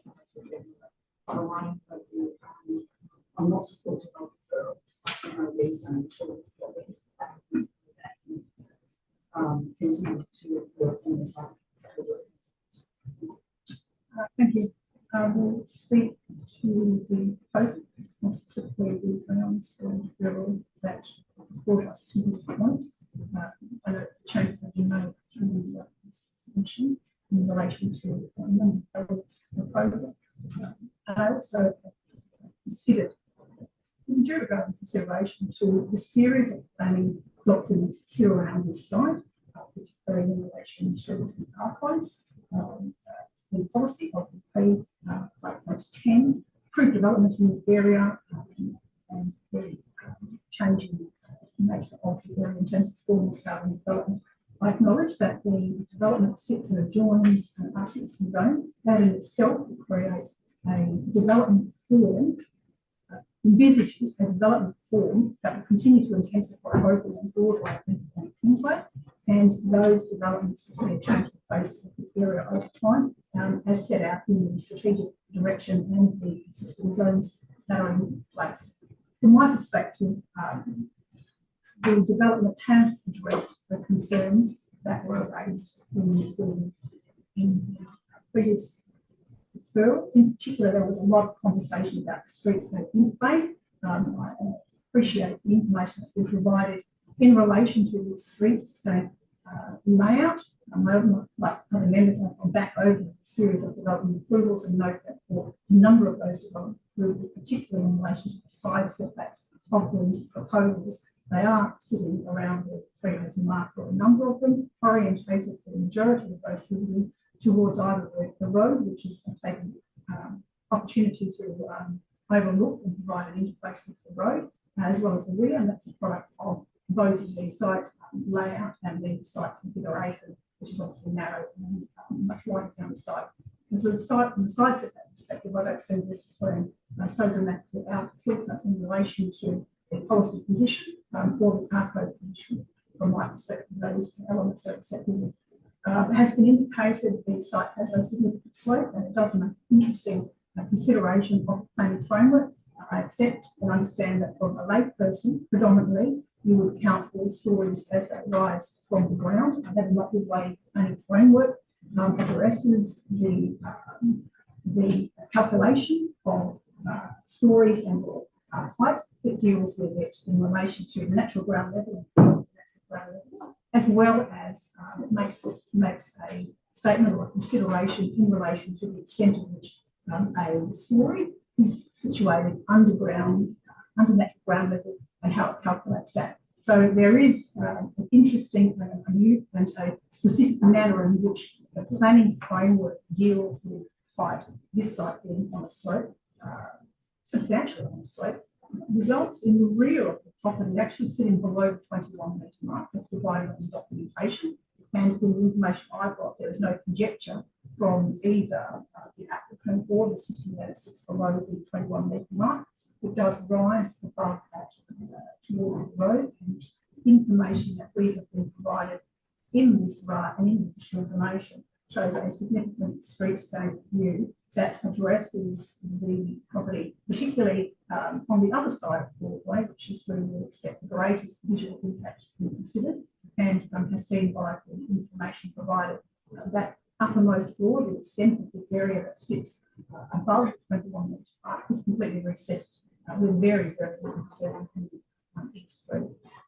In relation to the rear interface, I have considered all the information given due regard to the planning framework as it sits in place, which includes those elements that I've already referred to, code LPP 5.10, as well as the unique characteristics of the site, as well as the emerging character and the existing approvals that have created part of that emerging character.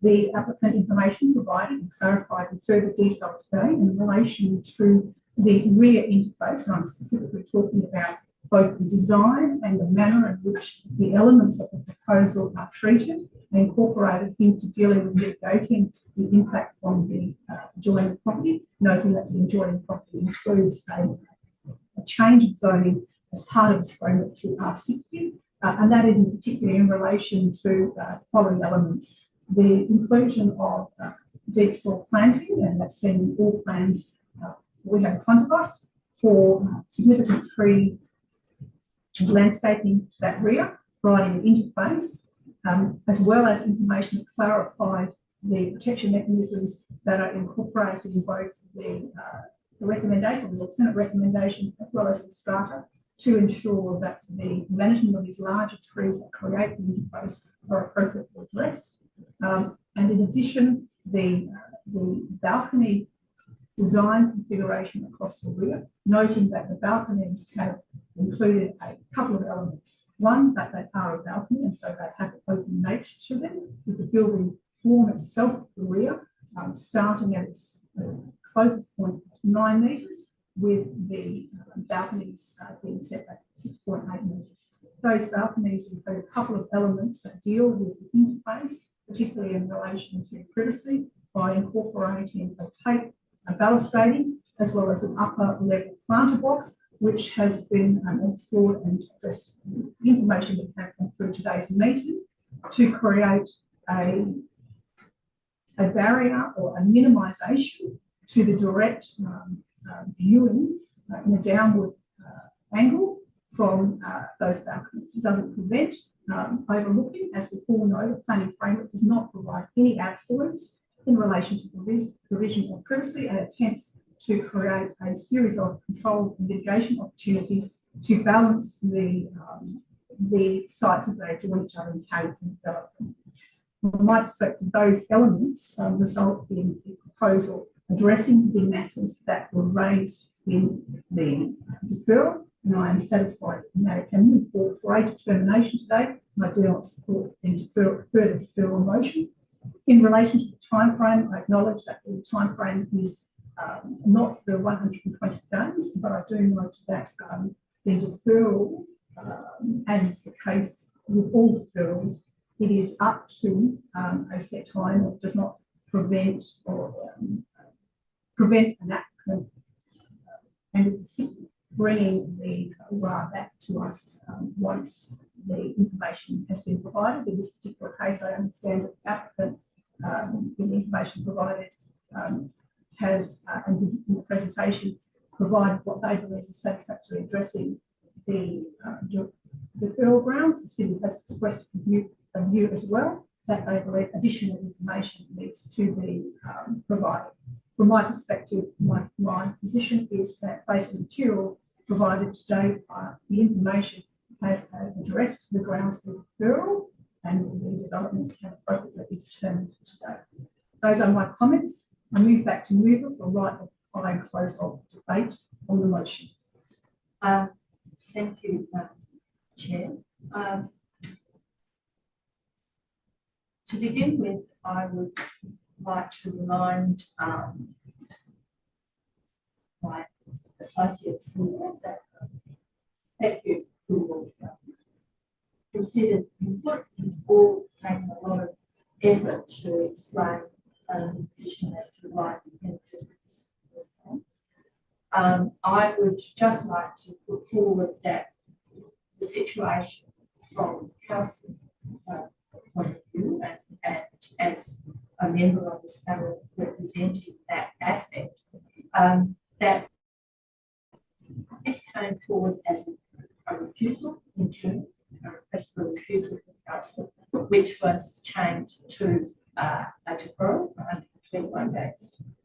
And with these reasons that were presented, and as you have all described, what you've been successfully explained, in view of our officer and of council, this has not been adequately addressed, and therefore the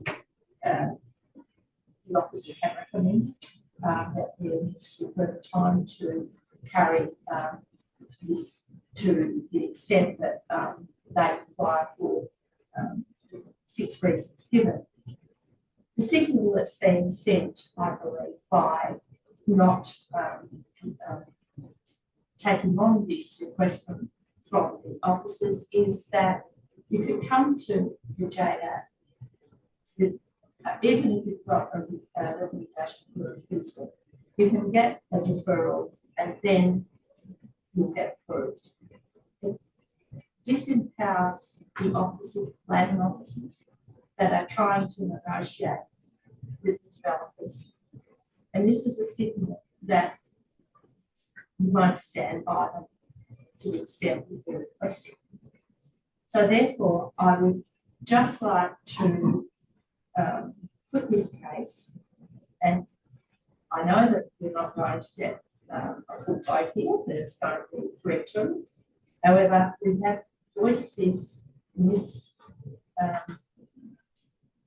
situation so that we can say, please, please consider what the local authorities are requesting and stand by your decisions. You can explain them away, but there are examples, for instance, where there was a referral to the property behind in Kingsway, sorry. Obviously there were constraints put on that property by what was being developed here at the history of setbacks. And to say that that property will be able to accommodate because they're more likely to go north and face north is still a constraint on that property, which should be protected by the local planning policy. So by not standing up to that, we're not being fair by all of the surrounding properties. That's the Thank you. Right of reply has been had, debate has been closed. Members, we are going to vote on the motion. All those in favour? Against? For the minute taker, it is lost. 3-2. Members, there is an alternate recommendation. Is there a mover of the alternate recommendation has been provided? Move. John Stein. Is it with condition 20 as 2 car bays, not 4 car? For the minutes taken, what is being moved on the table is the alternate recommendation, and in relation to the condition 20, it reads 2 car bays. Right. Is there a seconder for the motion? It is seconded. Would the mover like to speak to the motion in favour? Look, I can be very brief. I think I've said everything that needs to be said. Things have to be gotten by reinforce what I said that the properties in the current condition are active. Future development. I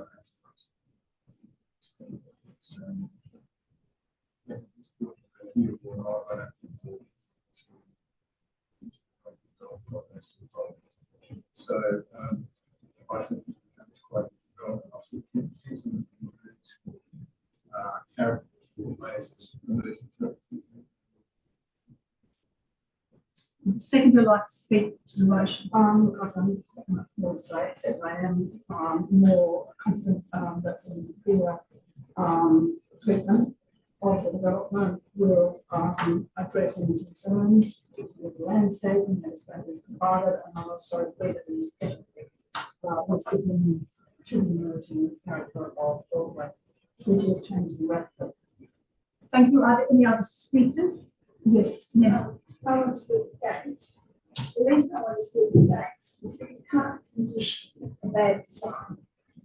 We are considering the problem in front of us, but we have to think about that transition, that harsh transition from RAC3 to R60.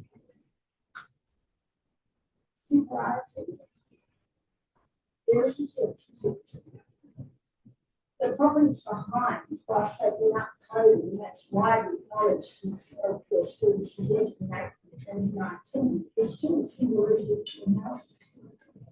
We shouldn't be inferring how they might in the future be developed, which has come up today. We're looking at the property in front of us. We're looking at harsh walls, block walls. It's going to be a monumental property on Broadway. It's come back with a lot of compromise. And I just want to remind the panel that we have a duty of care to all people that reside in Broadway. We also need to look at the current situation, and that is that we are developing, but we still have to consider the context and character of the area, and that's what the recent referral highlighted. The wording of that referral, presiding member, was what you put in, and I don't think this design has taken into account the emerging context of Broadway, and I don't think it fits in the character of Broadway, and it blatantly ignores LPP 5.7 2010, we were asked to develop these policies, were challenged by the WAPC to develop policies to sit in the planning framework as a local government. We've done that. Just seemed ignored. So that's actually quite disheartening. Thank you. Are any other speakers on the motion? I will speak to the motion.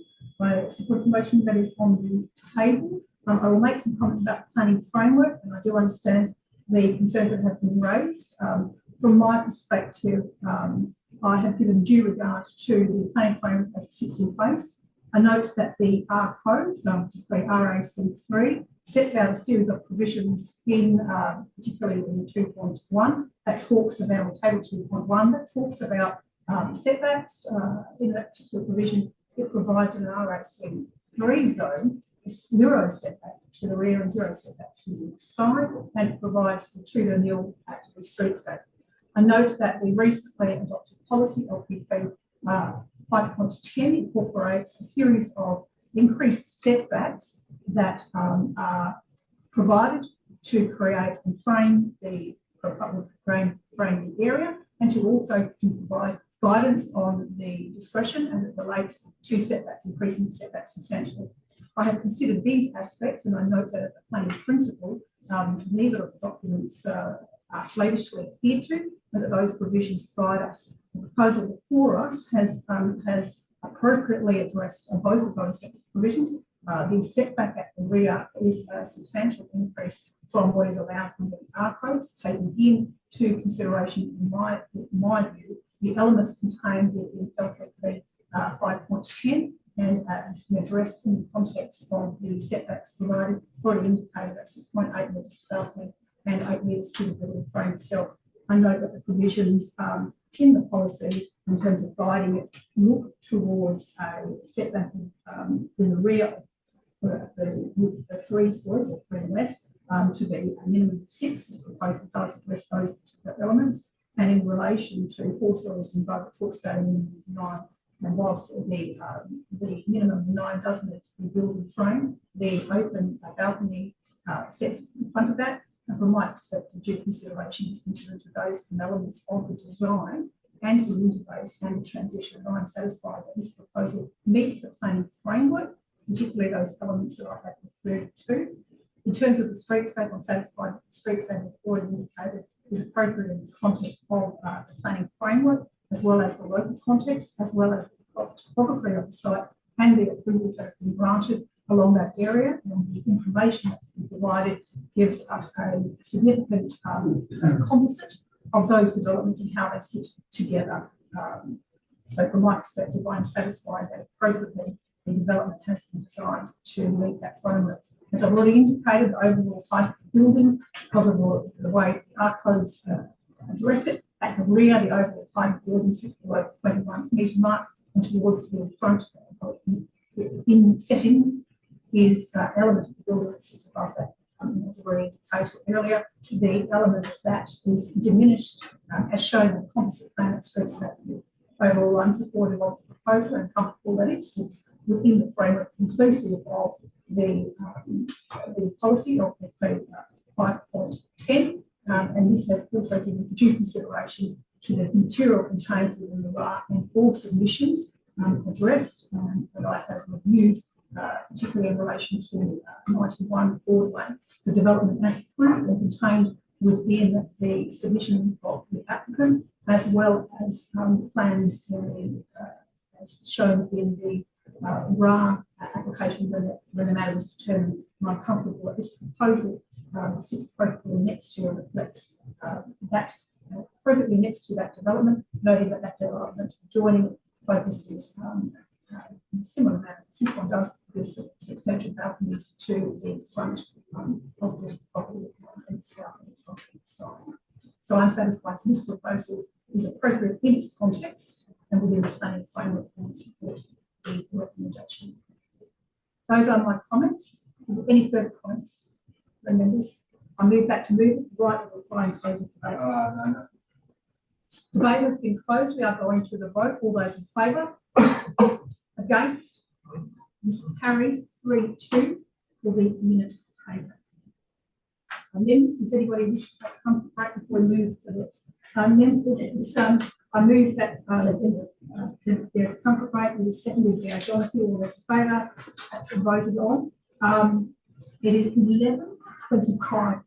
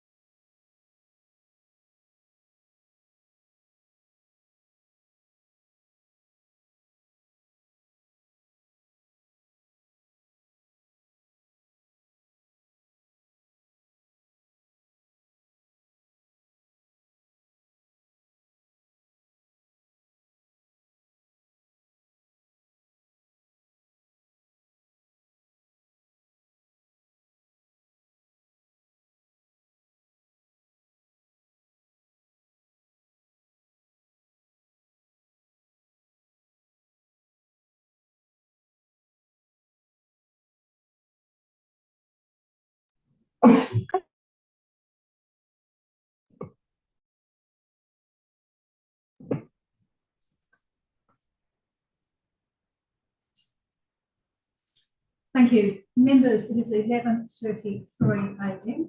and we will return to the agenda. We are now moving forward to item 3.2, 65 Camden Road in Nedlands. We have a number of presenters listed in our agenda. For all those that are present, as indicated earlier, we will deal with the presentations at the close of the presentations. There are questions from panel members, and then we'll move to officers from the city. As is the case in the DAP standard orders, presentations are limited to 2 to 3 minutes. We have a DAP secretariat here who will assist me in managing the timeframes. We have also received all of the information, and as you saw earlier today, members have indicated that duly considered the matters that have been provided to them as part of this item. We will now move immediately to the presentations. The first presenter is Karen Day. Would you like to come forward?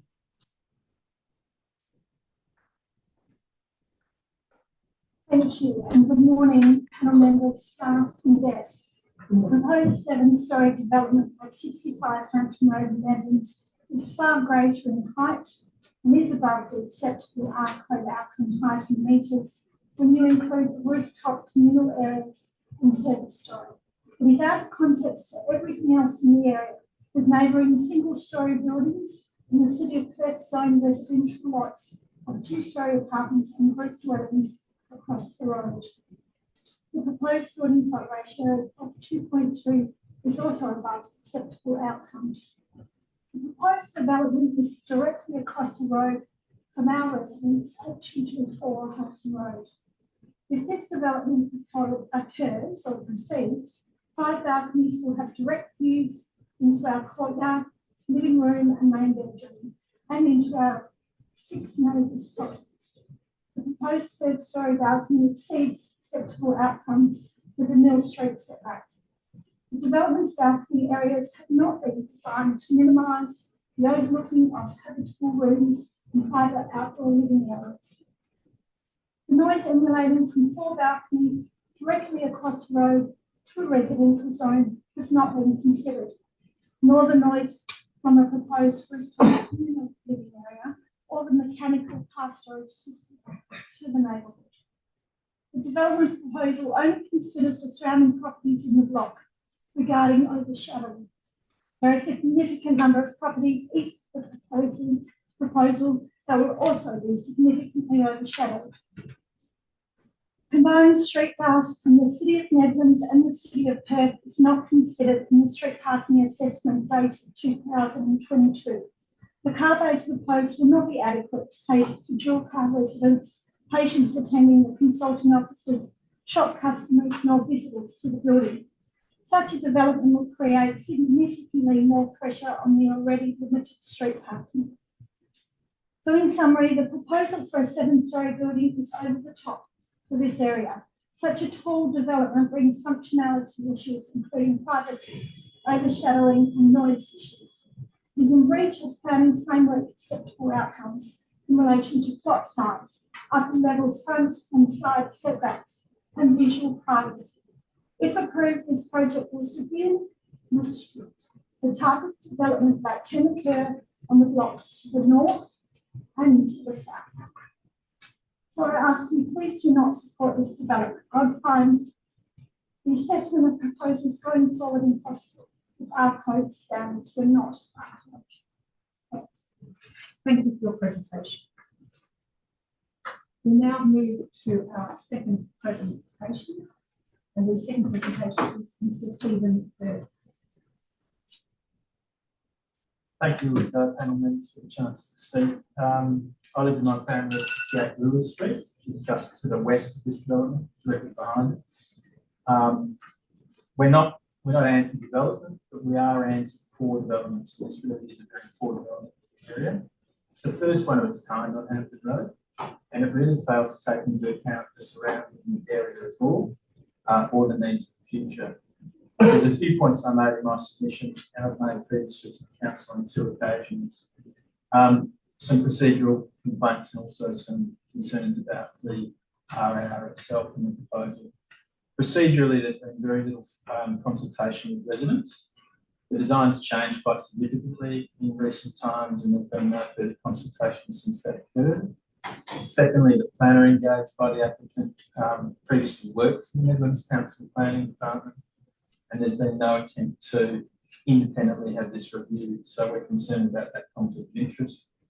And the third point is, as I've mentioned, the designs have changed quite substantially, and we're still not clear what the final exterior design and finishes are for the property. On the concerns about the proposal itself, the first one's the aesthetic.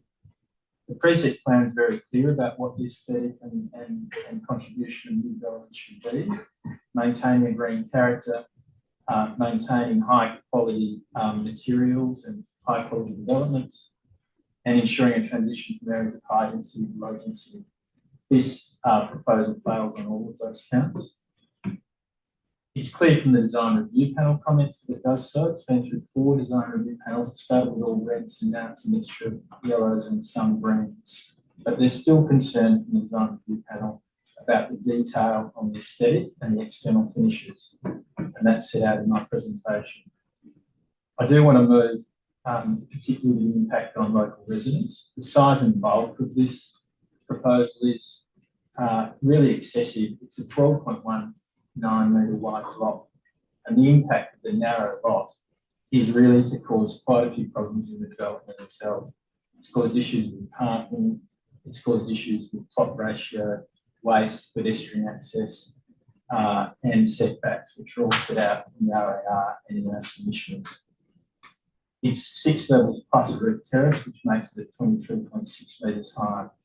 And we're looking straight onto that edifice from the rear of our home. There's really very little attempt at articulation. So although it meets setbacks, it doesn't have much articulation in the rear. It's just a straight block edifice, which we look onto.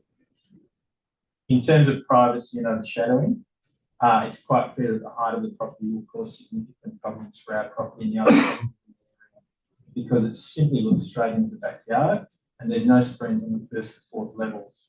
So there's limited attempt at ensuring privacy of the property and the protection of privacy for the residents. And noise and parking is the other issue, which I set out in my submission. The acoustic report's over 3 years old and hasn't been updated, and there's no updated parking management plan. So for those reasons, I'd ask you to reject the development or require significant changes to it before it's proceed with approval. Thank you. We will now move to presentation 3. Andrea Bond.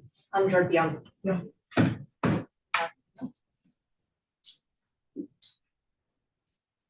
So thank you for accepting my presentation request this morning. I'm here on behalf of Dee and Steve, who live at the rear of this development, just assisting them in reviewing the development proposal. So first, I'll just very briefly and quickly speak to the impacts to their property. As Steve mentioned, it's not a well-articulated building at the rear. We've basically got a straight up and down wall that will look directly onto their property, with Juliet balconies that are attached to the master bedrooms, which are quite an important active space within each of the higher level apartments. Very little regard to the visual privacy has been given.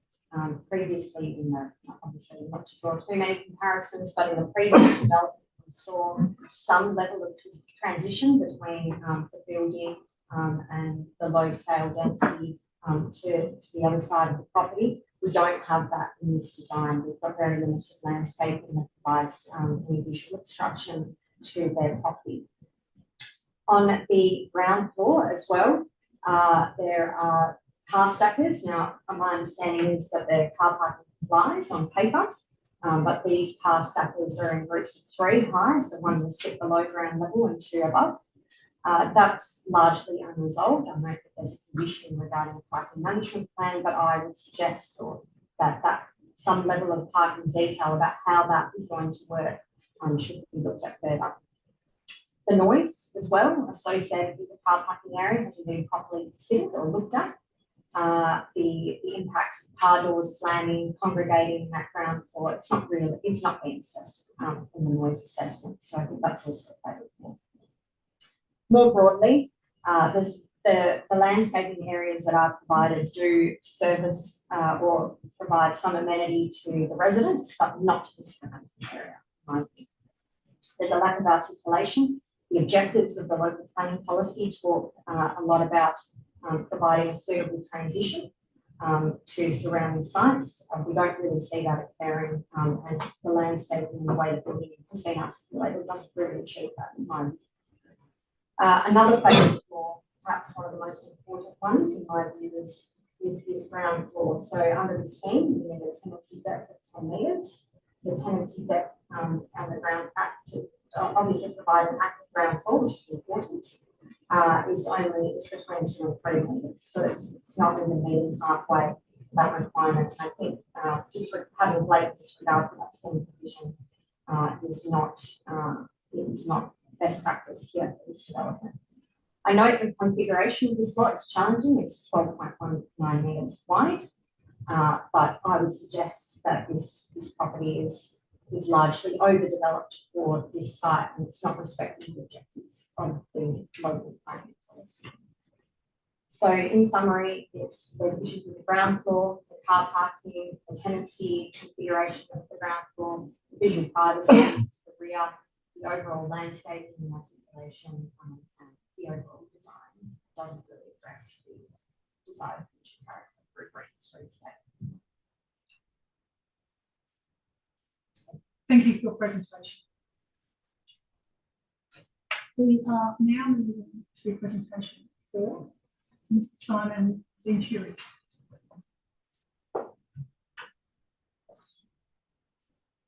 And I understand you are providing information as per the documentation you've got in the context of the deal. Absolutely.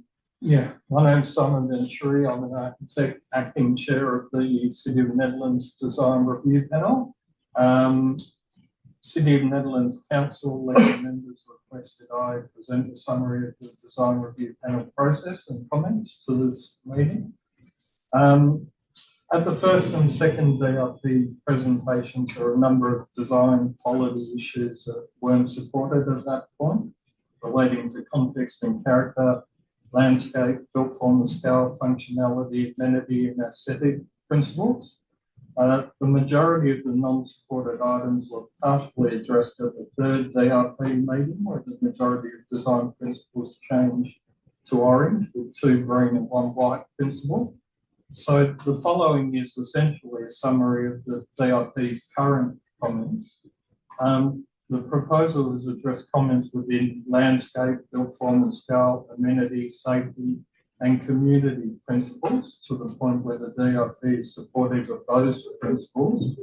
It was generally considered the proposal's height, massing, and general built form arrangement established a supportable basis for the development. However, there were a number of design principles in which the DRP considered further design resolution was required. Those essentially related to functionality and build quality, where the DRP had some concerns that the ground and first floor, floor-to-floor heights of 3.4 metres limit the future flexibility and adaptability of those spaces. The applicant was also encouraged to investigate if fire tanks, pumps, and electrical substation is required, as these typically have quite a significant change on the built form arrangement of the proposal. Sustainability, the submitted ESD report and ESD initiatives essentially address NCC BCA Section J requirements. However, the DRP encouraged the applicant to develop a more comprehensive and holistic ESD report and then consider a green star rating for the development. There was also further detail requested in terms of some of the ESD initiatives, such as size of the PV solar system and the description of the development as an all-electric development which had some exclusions such as gas barbecues and commercial kitchen. Legibility, the DOP was of the opinion that the experiential quality of the ground level pedestrian entrance could be improved. Some of the options we were encouraging were relocating the store position near the lift to open that space up a little bit, increasing the width of the corridor, which I know is hard in terms of getting the parking to work at ground level. Establishing views to soft landscaping and illustrating the use of public art and high quality landscaping to increase the quality of that space, which is currently quite a narrow space with no real foyer. Another item the DRP encouraged the applicant to further develop was the aesthetics, the development. DRP believes the raw aesthetic is supportable, but generally notes that this approach can appear quite unfinished or generic if not handled and detailed carefully. On that basis, the DRP was requesting further information in that the external elevations at this point are quite basic and don't really fully illustrate the intended outcome. The 3D renders, elevations of floor plans didn't fully align at this point, making some of the or assessment of the proposal difficult. And some of the items I'm talking about, there was a screen proposed on the front facade of the building, which doesn't really show on the floor plans. So I think there's a bit of alignment that needs to happen to fully illustrate, once again, the intended outcome. Only one streetscape 3D render has been provided. And given that both properties on the adjoining sites are single residential, and you will, the side elevations will be quite visible from both sides, we're encouraging the applicant to provide further 3D renders to illustrate the aesthetics of both those side elevations. And generally, there was fairly limited information provided in relation to external materiality and colours. And probably aesthetics was the biggest item of concern or request for further information from the applicant, from the DRP. So, as a summary, the DRP was of the opinion that some of the principles required further design development and resolution in order to gain DRP support for the proposal. Thank you. Thank you. We'll move to the last presenter, Mr. Simon Bain.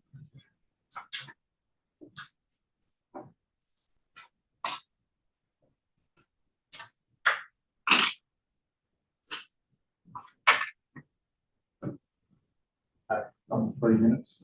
Yes. Presiding members, councillors, council officers, and executives, thanks for that. That was a bit of a surprise. We've actually submitted quite more information since seeing the sustainability report through all the intermediaries that so that's this point that picture that just painted quite correct. So quite happy to so just a little bit up. Yes. You can. Yeah, that's some points. The background, I was approached probably about a year ago. I could address that conflict. Obviously, I know 30 years ago, 5 years ago, I'm not sure that's a conflict. 2 or 3 years ago, I did a contract and the development applications in Broadway.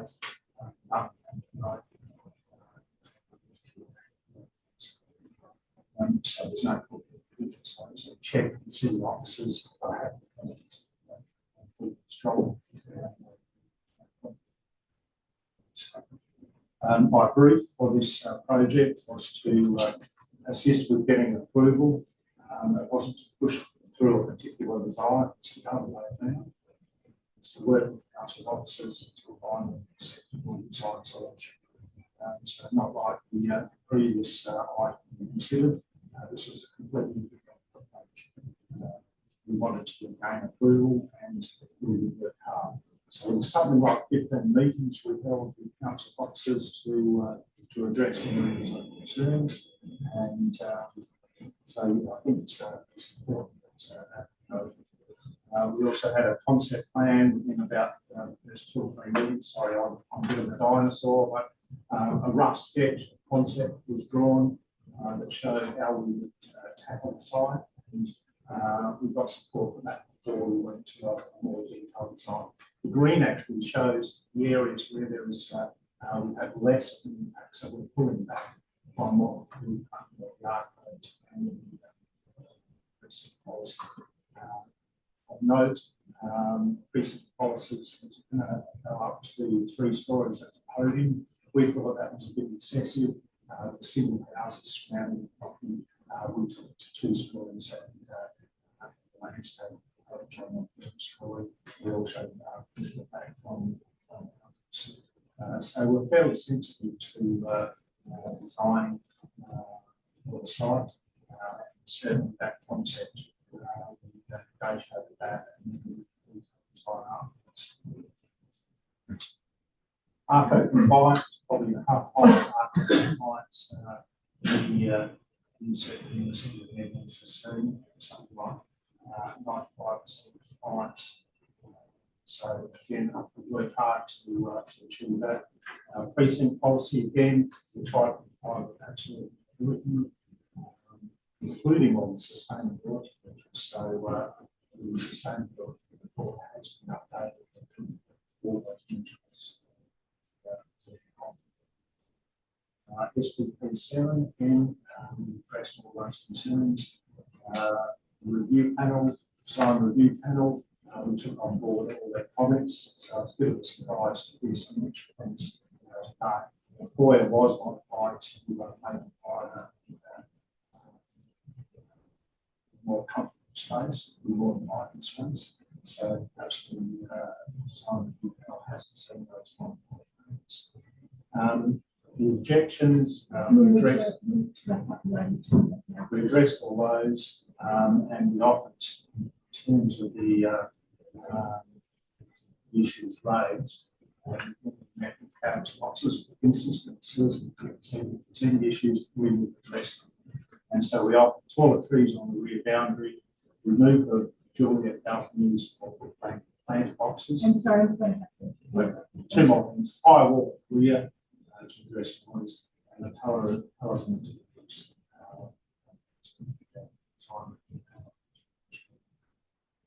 Thank you. Thank you.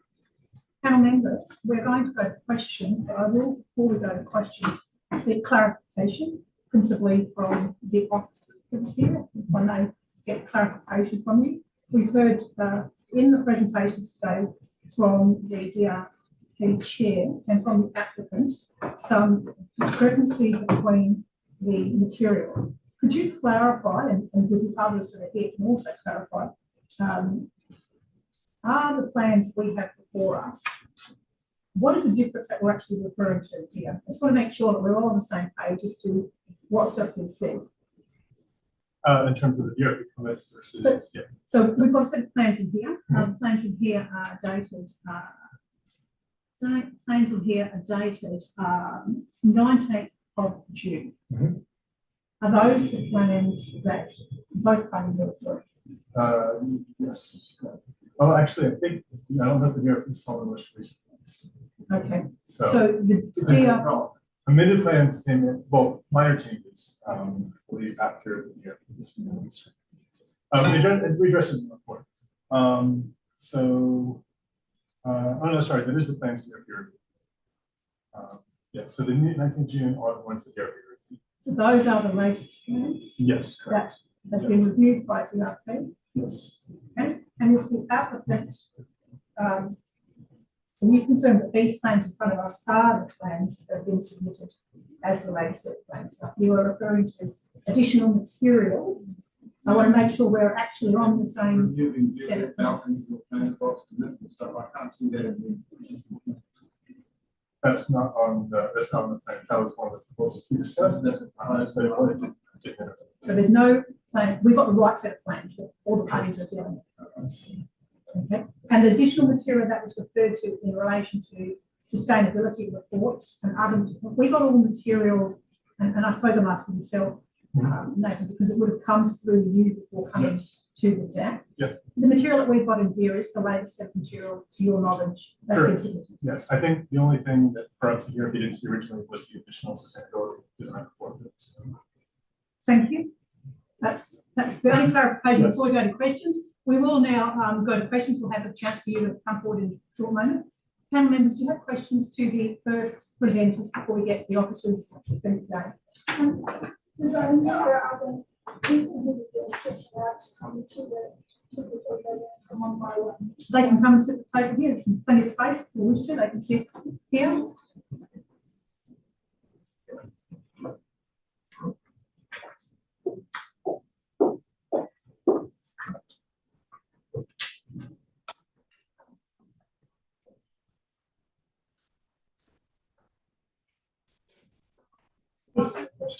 Yes, we are now going to questions to panel members. Over to yourself.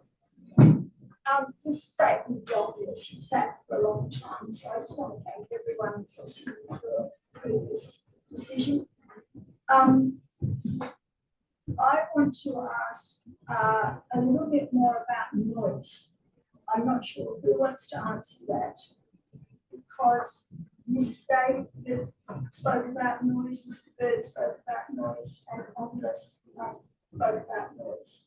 Because we don't hear enough about noise and light spill, and they both come up today. So, and the noise has come up around balconies and use of the car stacker, and car stackers can break down. So we're probably the planner. Andrew, you might like to talk about this, or maybe the landowner. Sure, I'm happy to speak first. So yes. Happy with that? Yes. So when I was reviewing the development application or the associated technical reports, there was some between this was a late item to the council, so we didn't have any information at the time. But at that starting point, the noise report that was available online as part of the advertising material, it noted that it was treating the car park as a public car park for the purposes of the noise rates. And I found that quite strange. From my own personal experience, having worked in local government and dealt with a number of planning reports and noise reports, that the car parking area would be assessed for noise impacts, particularly when you've got sensitive receivers and you have sensitive receivers at the rear and surrounding residents. So things like so mechanical equipment have been looked at, but the car park noise, cars idling, and also people congregating, which often happens in a car parking area, haven't been properly assessed. And then I noticed, someone wants to correct me that I can, but from memory, the RAR or the Office of Recommendation conditions then brought in some conditions, and you'll see this in the RAR conditions 18 and 19 requests an acoustic report to be amended, and then a noise management plan being prepared as part of condition 19. Now, those conditions, I assume, were a result to the concerns that I have raised at both the agenda forum and then also the council meeting with respect to noise and within my submission. I would submit or put to the panel members that really that is quite fundamental and it should be included as part of a noise assessment. It shouldn't be dealt with through a condition, because as decision makers you should be satisfied that whatever is outstanding or remaining can be dealt with through a condition. And for me personally, I'm not satisfied that it can, because it hasn't even been looked at properly. And it could have an impact on the overall design of the development and the rear treatment that that building has, so the wall at the rear, and how that ameliorates any potential noise impacts, which we don't fully understand yet, to steep and deep at the rear. So that's my understanding of the noise and the journey that we've taken, and I think it should be looked at in a more robust manner before we. Thank you. Would you like to continue? Can I just add, as I understand, the only this report from 2022. So it was done on the early design, different number of task standards, not the current design. So I don't understand how the panel can proceed something where you don't actually have a current this report for the actual current design. And I think you talked about the light still because go across the road and you also talk about overshadowing. Yeah, you wouldn't have light still, and it is something that we again don't spend a lot of time on. That I don't want to put you on the spot, but can you highlight what you think about light still? It's only measured in terms of the winter solstice, so that will miss our property but hit the other 4 to the south of us, given the diagram that does go across the road. But yes, in summer, all western sun, of course, will be shadowed. Yeah, I've got photos in the separate information. I think it's in 115. That's our courtyard, that's our living space. There's a 7-story building straight in front of us. Yeah, it will be shaded for all summer and part of spring and autumn. Yes. So you're across the road, is that right? Directly across the road, So to the east. So just to clarify, you're concerned about loss of the western sun. Is that what you're? Yes. Do you have any orientation to the north where you pick up No. winter sun? Limited. Yeah, no living areas open to the north. In terms of when mechanical lights building, you turn the lights on at night. Oh, So is that no, Of you course. did well. It's both. It's overshadowing losses, solar access, and overshadowing, but also the loss of light and things like that. The other thing I wanted to ask Mr. Venturi, please, is about the renders and the width of the site, which has come up a bit this morning, the narrowness of the block, and how the building envelope fits in the narrowness of the block. So mainly now the renders, the narrowness of the block, and the external materiality. In relation to external materiality, I think that always was a concern, and there was a lot of discussion about external materiality throughout the DRP process. I think there were some significant changes, and that resulted in, as I said, there was a lack of information in terms of external materiality, colours, renders in the final package that was reviewed. And accordingly, that was one of the orange items and items of concern. As I said, the applicant was encouraged to provide a lot more information in relation to that, to one, allow everyone to understand exactly what was being proposed, and secondly, to provide some confidence that a high quality outcome was going to be generated. In relation to the width of the block, it is a tricky block for this type of development. The majority of the issues in relation to the width, I think, related more to the car parking arrangement and the functionality of the car parking. And that often leads to things like car stackers. In general, the building envelope was largely compliant with the planning framework. There were some issues in relation to overlooking and the rear setback. Previously, the applicant had balconies at the rear, which were an issue, and we encouraged them to remove those balconies, which they did. So at this point, there weren't any concerns expressed by the DIP in relation to the envelope or the width of the block, how the proposal was addressing a narrow block. What about the green? Could you tell us a little bit more about that you've got any opinions about the actualised land function? And you talked a bit about the big panels and things like that, and boxes and things with those electric systems. For comment on that. That is an item that DRPs often encourage applicants to look into. DRPs don't necessarily have the full expertise to assess those type of items. So we encourage applicants to look into those items and really provide some information that those items aren't going to be required in the future in terms of electrical substation, pumps and tanks.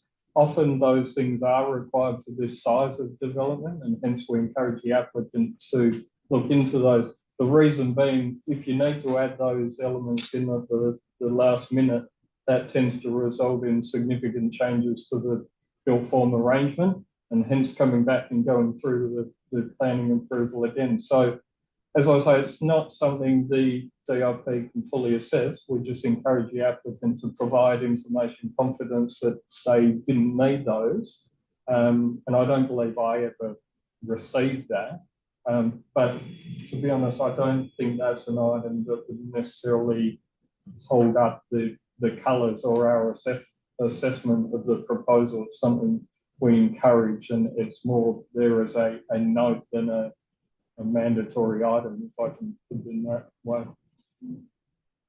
Question, this is an architect, or maybe Mr. Bird can help here, and I'm not looking straight at the 10 items in the traffic lights, but foliage or deep soil trees can give an appearance of softening the building back to the 3rd, 4th floor. Above that, you are looking at that interface. Can you give us a comment about that rear and how that's going to be interpreted by the rear neighbours, either of you? I'll go first. I mean, the direction from the plans that we can see what's been presented, say, we still have really semi-final plans and a final exterior finish, a final exterior through the presentation. But from what we can tell, we're pretty much at a straight wall to some setback in the higher levels, but essentially up to the 4th floor, it's just a straight wall. In that straight wall, there are 4 large windows which look directly back down to all to the west, so the houses to the south. So I'm completely unclear from what's been proposed so far about how much the green plan that position, because it's not good for expensive. There's no laneway, whereas there's a laneway further up. So, yeah. Your foliage has been used as what deep soil is this property got that's going to back up? The deep soil marking on the property is being used in conjunction with what you've got at the rear of your property, this screen, and it's not really acceptable. We've got 3 trees on our side of the property up to about 4 feet. But up to the 4th floor, I think it's about 15 metre height. So as far as I can tell, that's something uncontested space. And whether or not the proposed screen on that side of things, that is, I think, not good. As I understand the plan, it's good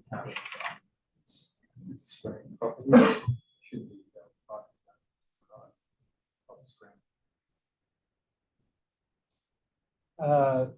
in relation to landscaping for this type of site, being a fairly commercial area that is going to increase in density in the future, I think the DRP considered that the amount of landscaping on the project was generally appropriate, in that I think there is some deep soil zone at the back of the property with the potential to create some buffer to the adjoining rear properties.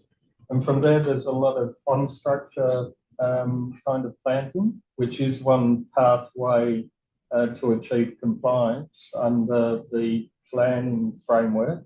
I do agree that it's hard to fully understand the impact positioning of that landscaping, once again, because the 3D renders are quite limited. The elevations are very basic in nature, so the full impact of that and the potential to create a buffer is a little bit unclear at this point. Questions? Yes, thank you, Kerry, and there's John. Would it be possible to get up onto the screen, the render that's on page 574 of the agenda? To be honest. Thanks. Right. 574.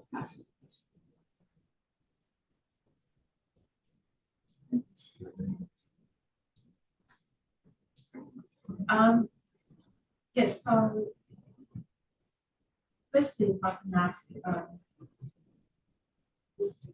Stephen,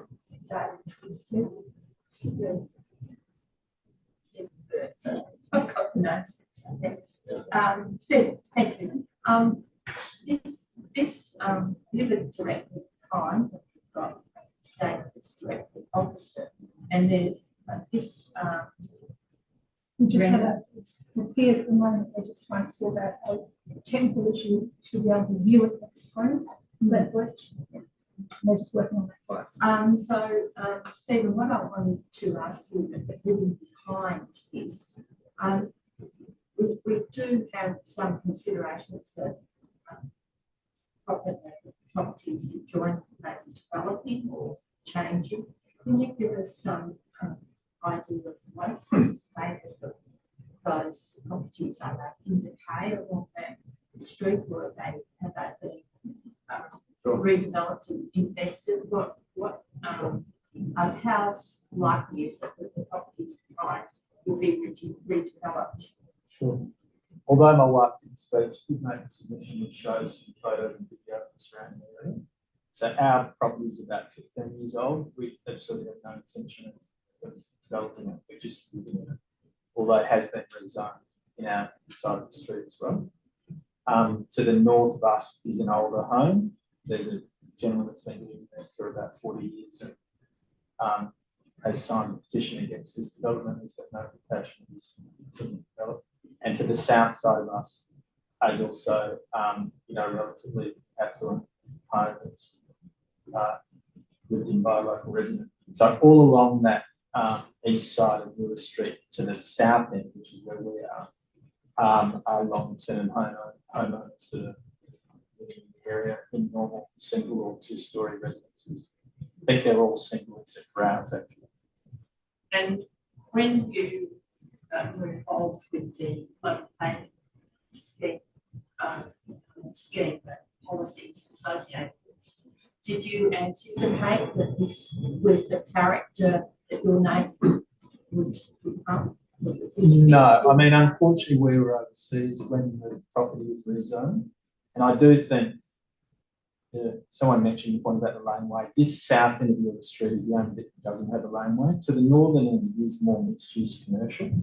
But to the southern end, it's all purely residential on Lewis Street, and on Hampton Road, it's got an optometrist and a small medical practice. So it's primarily residential, and there's no separation between the Lewis Street residences and the Hampton Road developments, which creates issues in terms of privacy, overshadowing, setbacks, and so forth.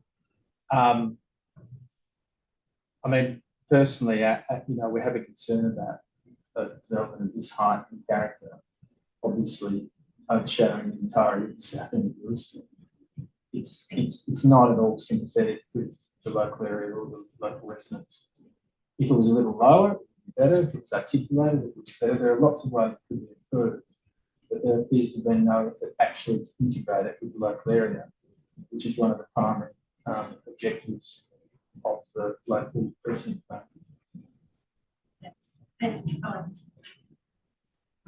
so I'd like to ask of the acting chair of the design review panel, have you been in each one of these? I believe so. I believe I saw the first 3 presentations to DRP meetings, and then I completed one further review after the last DRP meeting. And you have said that further renders would assist in understanding what's presented to the neighbours. So with that render there, what would you anticipate you would gain by further renders with regard to how that, for instance, the shadow of the property to the north? So I suppose that must be an early morning instant shadow forward on there. What would you gain from more renders that affect your decision? I guess my point in relation to renders and the level of detail on the external elevations is that, as I say, at the moment, you've got single scale properties on either side, and therefore you will view both sides of the development as you approach down the street. There are no renders provided of the both external elevations. And the drawing elevations are quite basic in nature.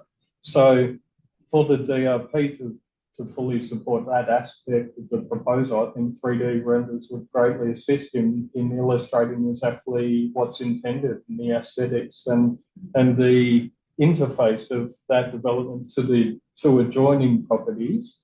I'm not sure that the renders are kind of linked to overshadowing or light in that typically you would only get overshadowing on the south side of the property, which I believe may be a commercial property at this point.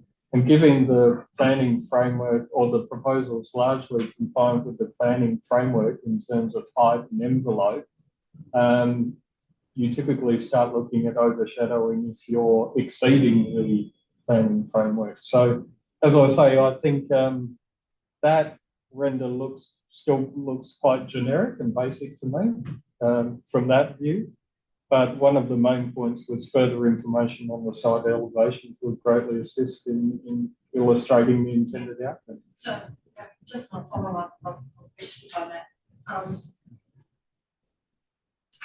With regard to future buildings on either side, is this setting a character that will sort of prohibit the more block types of office blocks? Is it setting a certain character, or because of the way development is structured, that will make it a precedent for that type of building? That's what I'm trying to say. Is it a limiting or constraint on future developments around? Is that? I don't have a strong viewpoint on that either way. I in relation to character, when we talk about context and character, I do know that we always encourage the applicant to try and reference the aesthetics back to local character. And when we say that, we look for interesting, high quality materials, colours, forms within the local context and incorporate those into the proposal. I don't think this particularly does that at this point. And that's something we always encourage the applicant to do. But once again, those renders still look quite basic and almost generic to me. So further information, I guess the DRP was seeking further information to fully assess the character aspect of it. In terms of form, I would expect, as I say, the proposal is largely compliant with the overall planning framework in terms of height setbacks. So I would think that other developments you see along the street would loosely follow a similar type envelope. A question of the with regard to the car stackers and the noise. So you were saying that the 12, it's 11 or 12 car bays that car stackers. 15. That's 5 rows. 3. 5 rows. Oh, yeah, I didn't get the numbers on that. Can you just explain it? And all the cars, of course, that are in that driveway. Yeah. So 15, Yes, so 5 rows and 3 high. And then you've got something at grade behind the very small front tenants. so the visitors bays will the tenancy use the car stacks. So from my perspective, reading the traffic report, it's not clear how those car bays will be distributed. Obviously, you will have resident base, residential visitor, commercial employee, and then commercial visitor. How those car stackers are distributed across those 4 types of parking isn't quite clear to me. And obviously with car stackers, it presents another concern as to, well, obviously you wouldn't have, or you can't have visitors using car stackers. You can only have residents and employees because they're the permanent type of population who sits on there. So just how they're distributed and how that's going to work is not quite clear. There would certainly be questions that I would have asked as the planning officer assessing the application. Of the applicant. Thank you, Councillor. This fire tank issue was raised by last week, you see that all buildings above 3 stories. Yeah, generally you're correct. My understanding is if you achieve the required pressure within the main, sometimes you can fire engineer that requirement out. And on that basis, that's why we encourage the applicant to look into that and provide a bit of confidence that they weren't going to be required for this project. No. But if we did do fire tanks, that would substantially change. Potentially you could put them underground. So that's why we encourage people, even if particularly if they're unsure, to kind of dot that on the plan so you've at least allowed for that. Yes, Mr. Minister, just a quick question. The residents have raised some concern about the participation in the building for narrow frontage. Just wondering if you could give us some comments about that, acknowledging the constraints of the site. Yeah, once again, I would be looking for further information, 3D renders, stronger elevation drawings to fully assess that aspect in terms of articulation and aesthetics of the rear and sides, as mentioned before. We previously had concerns with things like overlooking, in that there were balconies on the rear. We encourage the applicant to remove those. Those were removed.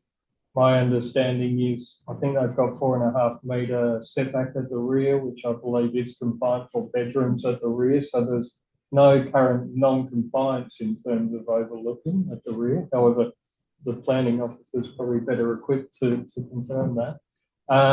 But once again, I think it is an area where we would have liked to have seen a bit further information in terms of renders, elevations to fully assess that aspect of it. Then I just have questions now. The acoustic report, did that get assessed by your officers? Because I'm just interested in this issue of noise and car stackers, whether that has ever been, has that been raised as? So they do look at the acoustic report, but generally, It's very hard to Sorry.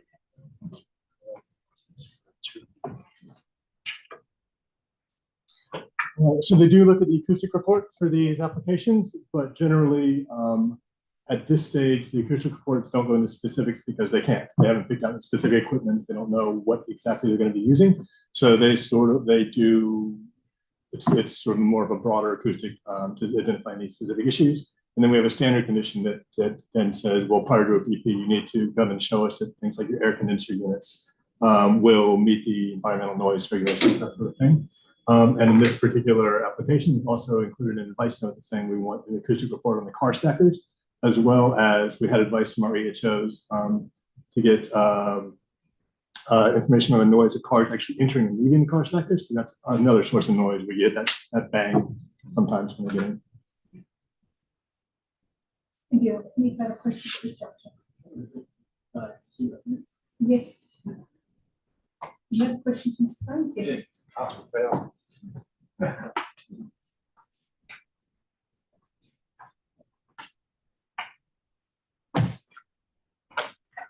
It seems that you've already started to address this, but it's not resolved. Can you tell me the thinking behind the Juliet balconies? It's like they've been an evolving thing. I've got a glass basement lease, so it's certainly it's not. There's now a condition in the officer which essentially requires them to be almost totally obscured with a fixed up to 1.6 metre wall.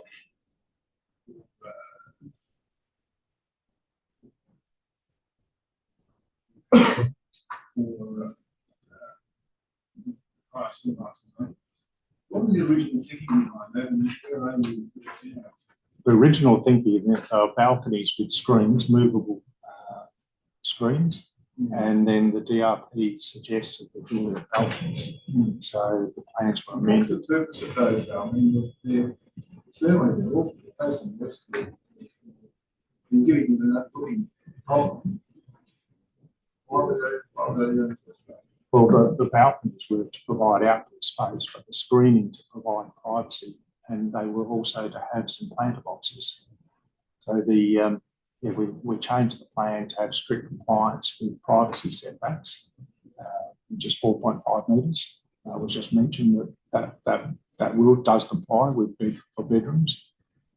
So we took up that suggestion of the design review panel and included the balconies, but we're now offering that they can be deleted or they can be planter boxes.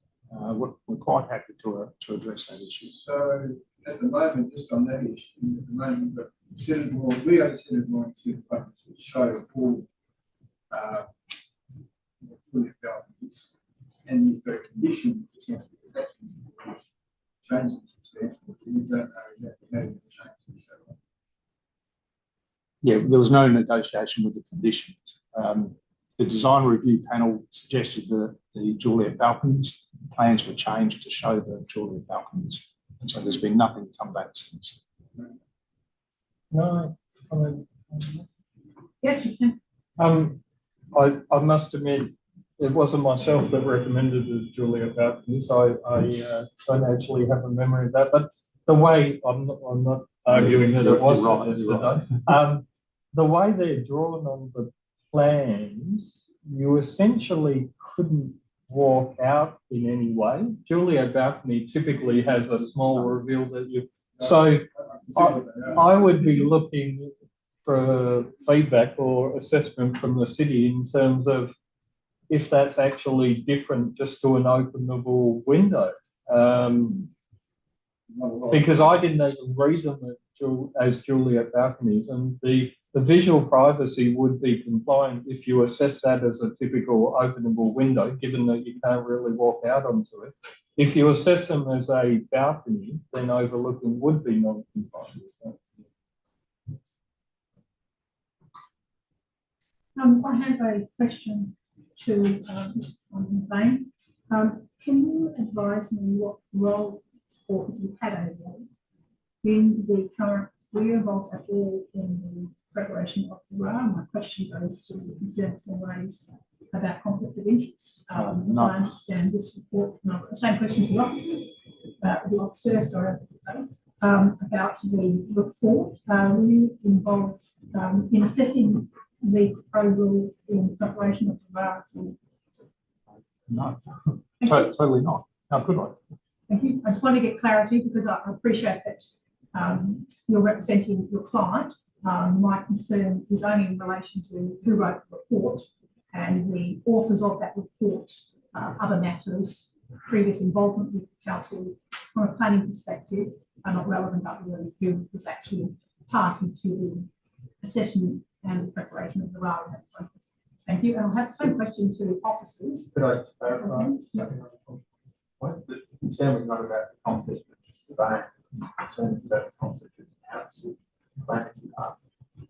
I'm going to have the same question to the planning guys. If I can get you and just come forward, could you just confirm for me the issue that's been raised around the raft and any involvement beyond the officers, in particular concern in relation to the applicant involvement or in raft, not in the raft, the conflict of interest relative to the applicant. Can you clarify for us? Yeah, certainly. So the authors and reviewers of the report declared a perceived impartiality interest as the planner on the project had been a contractor for the city for a few years, ending in about 2022. We declared our interest at the city's ordinary council meeting, and we've considered the item entirely on its merits. The planner, Simon Bain, was not involved in writing the RAR, and we were further advised by the DAP secretary we did not need to submit any separate declaration for today's meeting. Thank you. That's just want to get clarity. Yes, thank you. I'm aware of the declaration provisions of the DAP as well as general declaration provisions in the council, and obviously that's been satisfied, as I understand. That's correct. The city officer going to give us a report from the city about the RR portion. I want to hear that. And so I want to ask a question about the conflict of interest. So I'm wondering if we're going to get to hear what the city says. Yes, we will. Yes, absolutely. So what I asked about. I just was, so yes, we can just on that. My question was more in the context of having the presenters here for the city, and given that Mr. Sunshine is sitting here, I will ask a question, and given its direct context to the city, who's appropriately dealt with them at that one point. Are there any further questions at this juncture before we go to city officers to present? I want to ask about Sure. I'm interested, given that it was a recent contractual arrangement with Spain and the City of Nedlands, when the planning decisions come to us with the integrity of the planning process, I'm interested about pre-lodgement meetings, emails, phone calls, and the presiding member talked about the writing of the RAR. But as a panel member, it's the integrity and the perception of the integrity of the process. Would it have been better to have had a consultant like we had on another Broadway development when Hassel was doing work for? The city employed a planning consultant outside to do the RAR assessment. So what's your comment about all the meetings prior to the RAR being written, and perhaps a consultant should have been employed by the city to do this? We treated, pardon me, we treated Simon like we would any other proponent for an application. We meet with proponents before lodgement, after lodgement. We liaise with them to get better outcomes. We did everything because of the perception of conflict of interest we were aware of. We did everything as per the procedures. It was considered that it had been so long since Simon had worked at the city that there was no actual conflict of interest. He hadn't worked on any of the policies involved. He hadn't worked on really any applications in any recent memory. The last thing he did was involved in some SAT appeals for us. So we consider there was no actual conflict of interest in there. Can I add? I also checked before I took it. Been provided, and comments have been provided. That is consistent with the DAP conflict of interest provisions, and there's no financial arrangement in place would satisfy the DAP provisions. That conflict of interest have been appropriately dealt with in accordance with those provisions, and that's been further explored in your comments today. So I'm satisfied that as per those DAP provisions, the report can be considered on its merits as we have in front of us. There is no reason, based on the material provided, that we exclude either party from this conversation in relation to the DAP standards. Any further questions? If not, we're going to go to City Officer for as a general commentary. There are no further questions. Thank you. Now, to City Officer, if you would like to goes through the report and any response. Do you need to-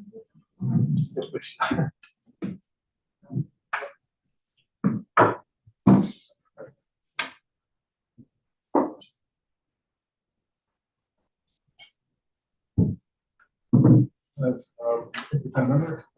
Some of the things I was going to discuss were addressed.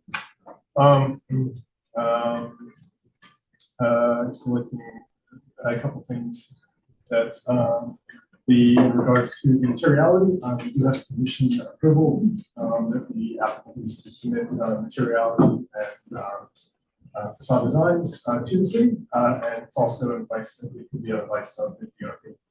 So they will have a chance to go see it again prior to issue the in relation to the car stackers, the car stackers are 5 rows of 2, as I understand it, so they're 3 car banks high, essentially. So there will only ever be 2 cars in the stacker at any given time, so the ground floor will be available for commercial use. So I understand it. We do also have a parking plan requirement as a condition of approval to ensure that stays in place. I spoke about the acoustic reports. The thing we did, we advertised in accordance with the policy. The amendments in June weren't sent out for formal consultation. They weren't considered to hit the threshold for formal consultation. But we did send them to people who submitted to seen the plans. And we have dealt with the related action. It wasn't in the RAR, the timeframe for the council report. We did meet with the proponents about the submission, and we met with the applicant on the project about possible solutions.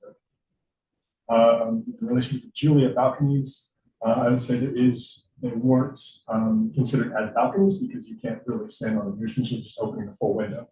It's essentially you're looking out from the bedroom. Is what it is how we assess it. Because it's not enough space for you to stand, you wouldn't stand there for any length of time. So we assessed it as a window. And I'd also note the condition requires a screening for just the top 2 floors, and that is to satisfy the building separation requirements of volume 2. That's all I have in my notes. If you have any questions, thank you. Yes. No, yeah. You've given us a recommendation, an officer recommendation for approval. It seems to me that it is generally compliant with the building envelope. And where it's not compliant with size of that. So that's not pretty useful. It seems to me that the details and what conditions in there, for example, Julia Balcony is an issue, that might end up with a serial part of the window, or it might end up with serial fixed steel glass or whatever, but that condition allows it to happen. Similarly, materials and so on, there's a condition there to come back to you and comment from the chair and these issues on acoustic management and so on. So it seems to me that you've got something which puts a lot of onus onto the city to maybe to detail this for the maps that come out. I guess that's an extension of the you end up with the rights for that. To infer this, but can't come back with all of those details and questions. Even though it's pricing. As an envelope, it's unresolved. And basically, it's like, two exciting.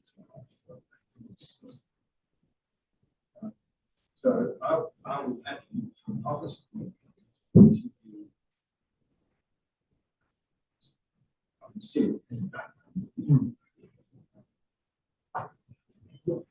yes, so the acoustic report is a pretty standard requirement. As I said, a lot of times at this stage of planning, they can't provide a detailed picture report because they don't know the type of brand approach is going to be used. So they need that information before they go. So that will give information on any barriers that may be required. Correct, yes. So if the Kuchik report comes in and says, well, that wall rear of the car park needs to be solid, So 1.8 meters high, and they can do that. And yeah, we've looked at that. That won't affect anything from planning. So those sorts of changes will be able to be handled quite easily through the building permit. The fire pump systems, obviously, that might be something quite different. Again, that's something that they have to look into at that stage, and we obviously don't know the results of that. at worst, come back. No, correct. Yeah, yeah. And again, this is also not that uncommon with things. Where they come in and they think they don't need it, and when the building permit stage, the building surveyor says, actually, yeah, you do need these things, and they have to reconfigure everything. So it's not completely unheard of. For the bedroom windows, there are several openings. So the Julia balcony is the only opening in the bedroom.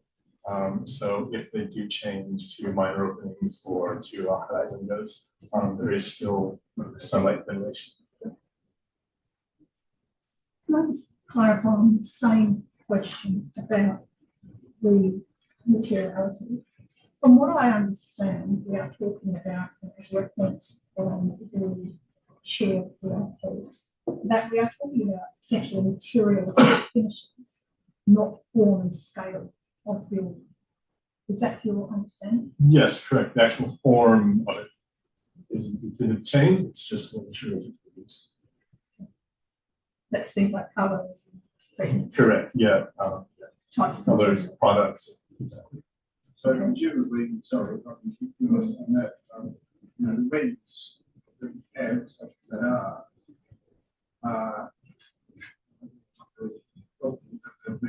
in relation to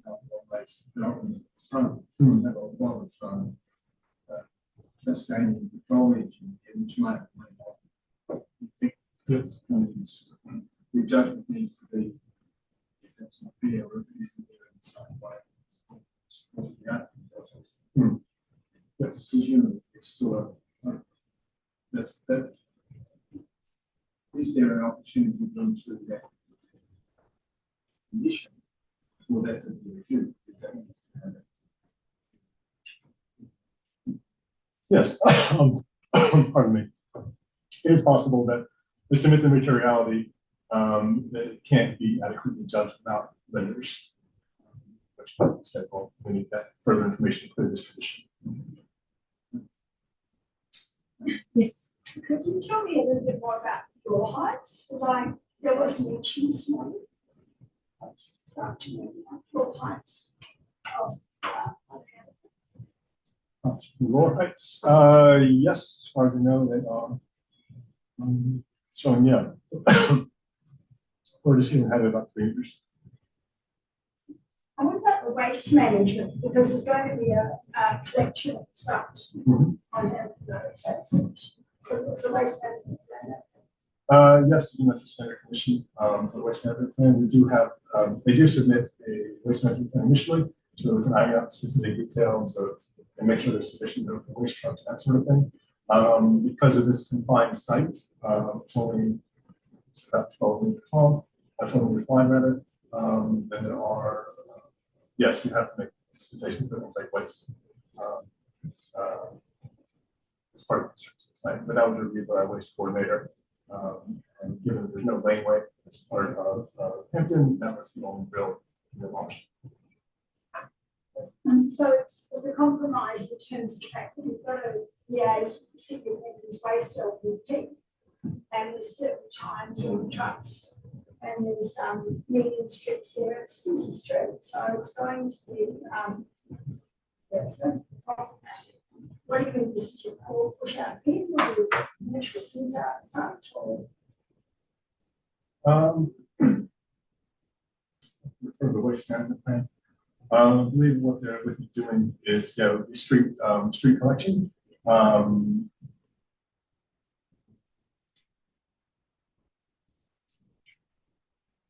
But it would be as in accordance with our waste management policy and the waste services coordinator. So they would, they collect the bins from the street front, pull them out and put them back.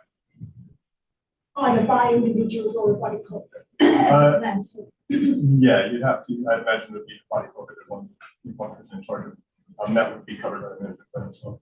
Right, something in return. So that's right. So how do you think this building works for the amenity of the future residents internally? Internally, but we think it meets the objectives. We think there will be some adequate internal amenity, some like, that sort of thing. Not to just constrained site. There's also the first Hampton Road development to occur. So in that ideal world, we would want sites to amalgamate. You can't require towns to amalgamate private development assessment to happen. So in terms of what they've done with it, we think that they've met their own objectives with the constraints they've had. So as a city officer, have you got the confidence, given the comments by the rest of the panel, that you've had enough in front of you to write the RAR and present it to the DAP, in that we seem to have a few holes? How have you gone with writing the RAR? Because the RARs come out recommending approval. The council, that's from the administration written for the DAP process, the council overwhelmingly wants a refusal. So that's the city council. When we met at the Ordinary Council meeting, unanimously refused it. You've got the DRP with questions. So how do we weigh all that up as recommending approval? So in terms of the planning framework, the building sits within the planning framework, you set that height, your internal, your coloring, all that sort of thing. We assess that sits within the planning framework. The design is something that we can't issue. It's not going to change the actual form of the building, the form of the building, or anything like that. A lot of these conditions that you see on this application are pretty standard. The waste management, the acoustic report, the fact that they have to file on the lighting. Those are all standard conditions that we cover on a large application like this. So yeah, in essence, we are comfortable. We have sufficient information to make a determination on this application. Notwithstanding there are conditions we'll have to achieve before building permit stage. Thank you. I have a question that some concerns raised today and in the material for us in relation to what we see the outside. Can you provide what comments on that material I have here for both the articles and the provisions? The distance between this site, development form, and the neighbouring site on the other side of the exceeds the planning provisions, is that correct? Yes, correct. You're referring to the balconies in front of this? Yes. Yes. There's the setback provisions set out in those two documents. Yes, correct. So it's directly, there's a road bridge between the two properties. So let's have over Hampton Road, sees that. Thank you. Any further questions? Yes. Thanks for your input today. And I've got a couple of questions to do with the natural process that's happening. The earlier application we looked at, the council was agreed that agreement with the application. In this case, as Councillor Cogman said, they're out of step.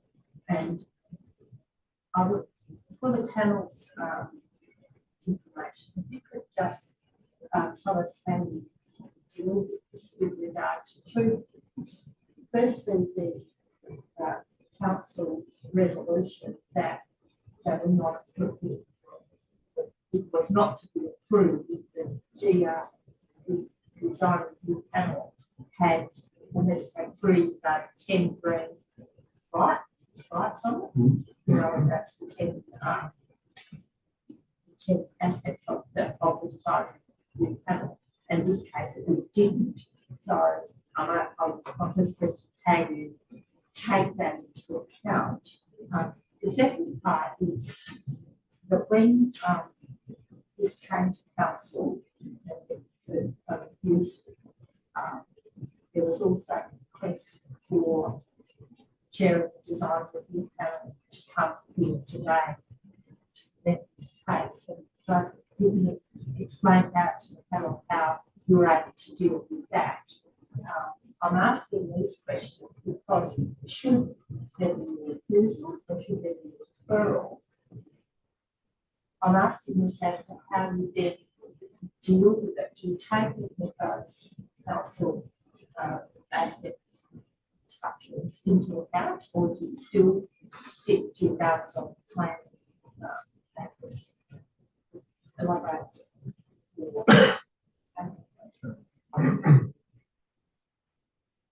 So the officer report is the officer recommendation.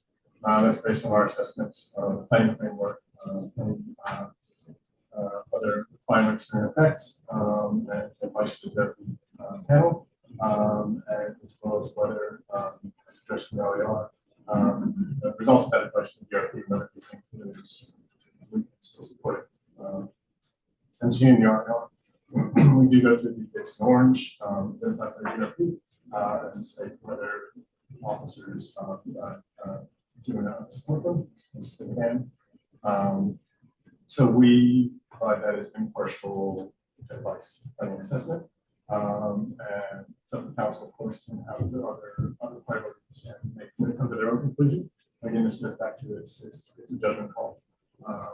It comes down to volume 2 applications are subjective, and different decisions different reasons. We provided our rationale in the report and set out why we come to this conclusion. So that all we can do is provide that counsel and contain that in the. So if there was a deferral, your position wouldn't change, you'd still come forward with an approval. If there was a deferral, we would make sure we would seek to, when want to, set out the reasons for why you're deferring it, so that we could go back and say, did they address the reasons for it? And that would be a different judgment call. That wouldn't be saying, well, regardless of what happened, we're going to approve it. It would be looking at each reason for approval and saying, well, did they address it to the satisfaction? And that when things like that happen, does become a bit tricky because it is essentially the proponent trying to address the satisfaction of the DAP, but the city officers have to make a decision on what that might be. So we are, in those cases, put in a bit of a tricky situation. And we just sort of have to make our judgment based on discussion with DAP, what DAP members seem to be most concerned about in relation to the deferral reasons, and see whether those have actually been addressed in any of the plans. Any further questions from panel members? There are no further questions, thank you. We now move back to the agenda. There is a recommendation at the beginning of the agenda. In accordance with the DAP standing orders, we will go to the recommendation. Is there a mover of the recommendation? It is moved. Rebecca Coughlin. Is there a seconder for the DAP recommendation? It is seconded. There is mine. Would the mover like to speak to the item? Presiding member, the reasons that the council has put the recommendation for refusal are very robust. It's written out. I would take the liberty of addressing here because what's at stake here today. The height and building of the development is not consistent with the design, feature, scale, and character of the street and local area. It's taken into account the Hampton Hollywood precinct policy as well. The side and rear setbacks don't provide for adequate separation between the neighbouring properties and different intensity of development. The visual privacy setbacks, particularly in the rear, do not provide sufficient privacy for the adjoining properties. The car parking arrangements are insufficient to cope with demand, and the car stackers have not been demonstrated that they have been properly managed.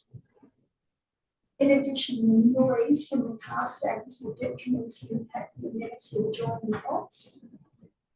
And the built form is inconsistent with the area's existing character and will have an adverse impact on the streetscape amenity of the neighbouring properties.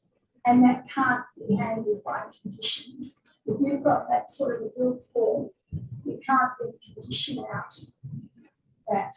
We've also heard a lot about the narrowness of the block and the constraints of the block, the parking management plan, the commercial tenancy, and the setback. And basically, this is the first development in Hampton Road, and it is not going to be a precedent. It shouldn't be a precedent because it's setting the bar really low. Really low. And the amenity of the neighbours, that clause 67, we talk about the amenity. It's never emphasised enough. It's the amenity of the potential residents of this apartment block, but it's also the amenity of the surrounding neighbours. And we just talk about amenity, but we also don't talk about amenity enough. And we also don't, as decision makers, we've got this process whereby we've got an RAR. Really, we haven't got enough information in front of us today to make this decision. We've heard so much about revenues. We've heard a lot about waste, overshadowing, overlooking, inadequacy, I believe, in the landscaping. There's overshadowing of the neighbour on the east. There's light spill as well, as distinct from loss of solar access. Light spill in the evenings, and it will profoundly affect this locality. It should be approved. And I recommend the refusal as recommended by the City of Nedlands councillors and recommended by backing up the DRP, which is why we've got Mr. Richard here today, invited by the council. Thank you. Would the second like to speak? Yes, thank you. There's so many questions and missing bits to this that I cannot see that this should not be anything other than a refusal. To defer it is nothing more, as we've seen today, is a delayed approval, and it doesn't actually get a shake-up or a look at the whole thing. It just tinkers around the edges. So I believe that the only way that we can stand ground and say that there needs to be more done to improve this is to refuse it. Thank you. Are there any other speakers on the John Hunt? Look, this is an RAC 3 zone. That implied very substantial development. And in terms of the city offices have illustrated that generally the envelope has been fine. Setbacks, I think the side setbacks more than but for reasons which are reasonable and height degrees also within. So as an envelope, I don't think that we have the ability to actually change that. There are a lot of unresolved elements to this which we've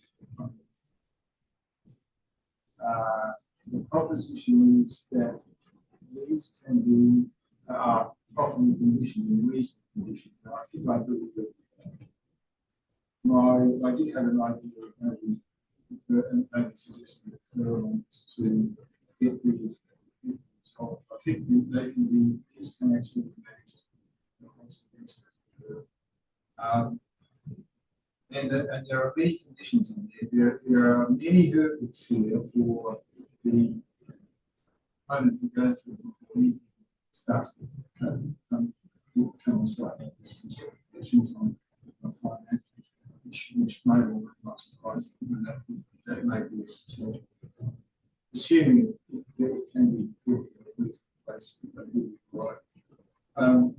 Condition 9, for example, has quite detailed requirements to secure no overbooking of it. And that means the building development uncompleted, which is possible under condition 9. Then that may not be that. That's my opinion. That's the idea. That's a personal view. But certainly condition 9 requires some substantial implementation of measures to actually have no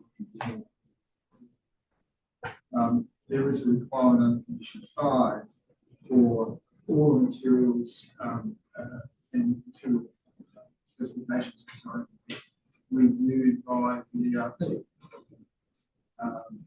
There is a requirement under condition 15 for parking management plan to solve any parking issues.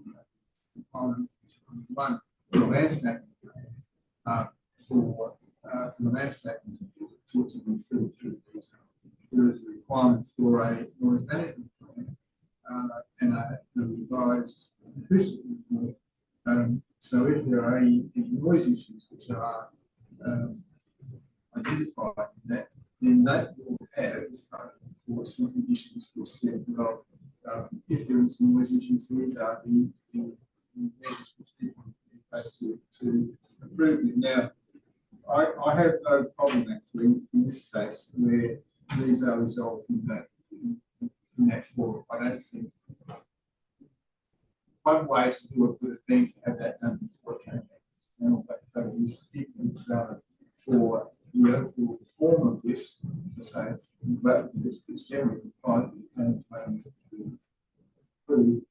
then for the detail to be resolved by conditions. And I think this is sufficiently robust to be able to do that. So I am I certainly won't be ready for rejection. I think I'd rather office Any other speakers? Yes. Yes, I'll start off by saying that we have to make decisions based on a number of factors, but most importantly, the framework as it exists. I will note the comments and concerns raised by residents, and we hear this quite a lot in these situations. But we have got an RAC, it's an RAC3, zoning over the land and over the western Hampton Road and the lots to the west. On that basis, that's what I was looking at. In particular, I actually I also want to acknowledge what the DRP concerns, but like Mr. Simon, I actually think these can be managed through condition 5 and condition 9. The issue of noise coming from the car standards again. We had a condition in there. Condition notice 1819 and the rights bill that was raised, concerns raised by one of the panel members coming over by condition 17. I would have preferred a lot of these issues to have been resolved beforehand, but they haven't been, and I do think that there is enough within the application for me to support it.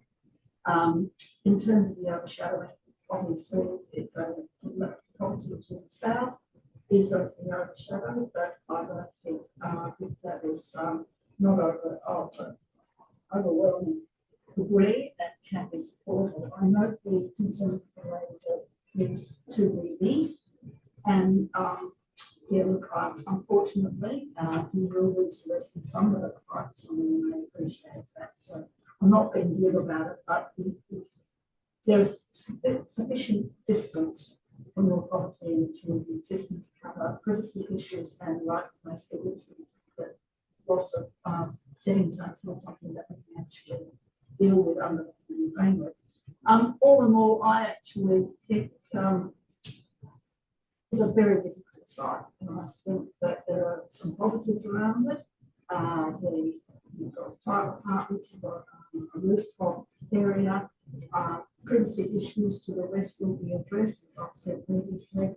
And I think that the manner in which this has been designed is probably, I think it's suitable for the site. I mean, obviously there's always something to do it better, but I think that it's satisfactory as it stands. And I do know that this first come off the way can be interesting to see the outcome. I don't necessarily really know the aesthetics. I hear about character, and it's not reflecting character of the area, and perhaps it hasn't picked up on elements of design that you did find throughout Nedlands.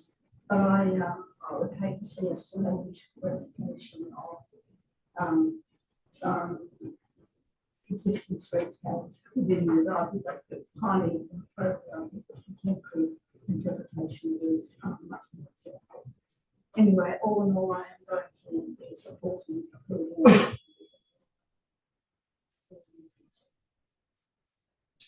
Thank you.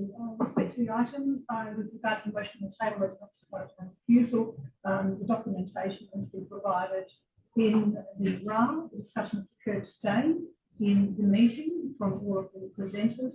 The material that is contained within the R codes and the material that's contained in LTP 5.11 do not warrant a refusal. I note that when pressed, the chair of the DRP provided some clear clarification for me anyway, in relation to this proposal. He clarified that character in his consideration, or the DRP's consideration, was around materiality, and that he also clarified that the form and scale was appropriate and had not been raised as an issue for the DRP. I think that's very significant from my perspective, because those elements of materiality can be addressed through a condition and appropriately addressed through a condition. Likewise, the conversation in relation to the Juliet balcony being treated more of a window. When I look at the planning provisions, I note that the scheme zoning has been in place since 2019, refers to both this site and the surrounding area. They are all RC3. The area will, as a result of those zones, is contemplating a significant development form from what currently exists today. The more recent Camden precinct design response deals with acceptable outcomes, and it refers to a number of controls within those acceptable outcomes. I make particular note in relation to that policy position recently adopted by the council, and they refer to a rear setback of 3 metres for all stories. This clearly complies with the 3 metre setback to the rear, and they also refer to a series of setbacks in relation to it. So in terms of its interface between the adjoining and surrounding properties that directly abut it, the proposal is consistent with planning framework as provided, including in the recent LPP 5.11. I would note that most developments go through a second phase. In fact, all developments go through a second phase. That is the refinement as we move towards the building permit. Those matters will be dealt with accordingly, and where required, or should matter occur, in the event that any planning matters need to be dealt with again, they will be dealt with through the appropriate channels. Based on the material that we have got before us, it is very clear that this proposal is consistent with the planning framework, and that includes both height and scale. And note the size of the block and the narrowness of the block, but the planning framework does not restrict or prevent development on that block in its own right, and that's been confirmed through a number of conversations that we've had today.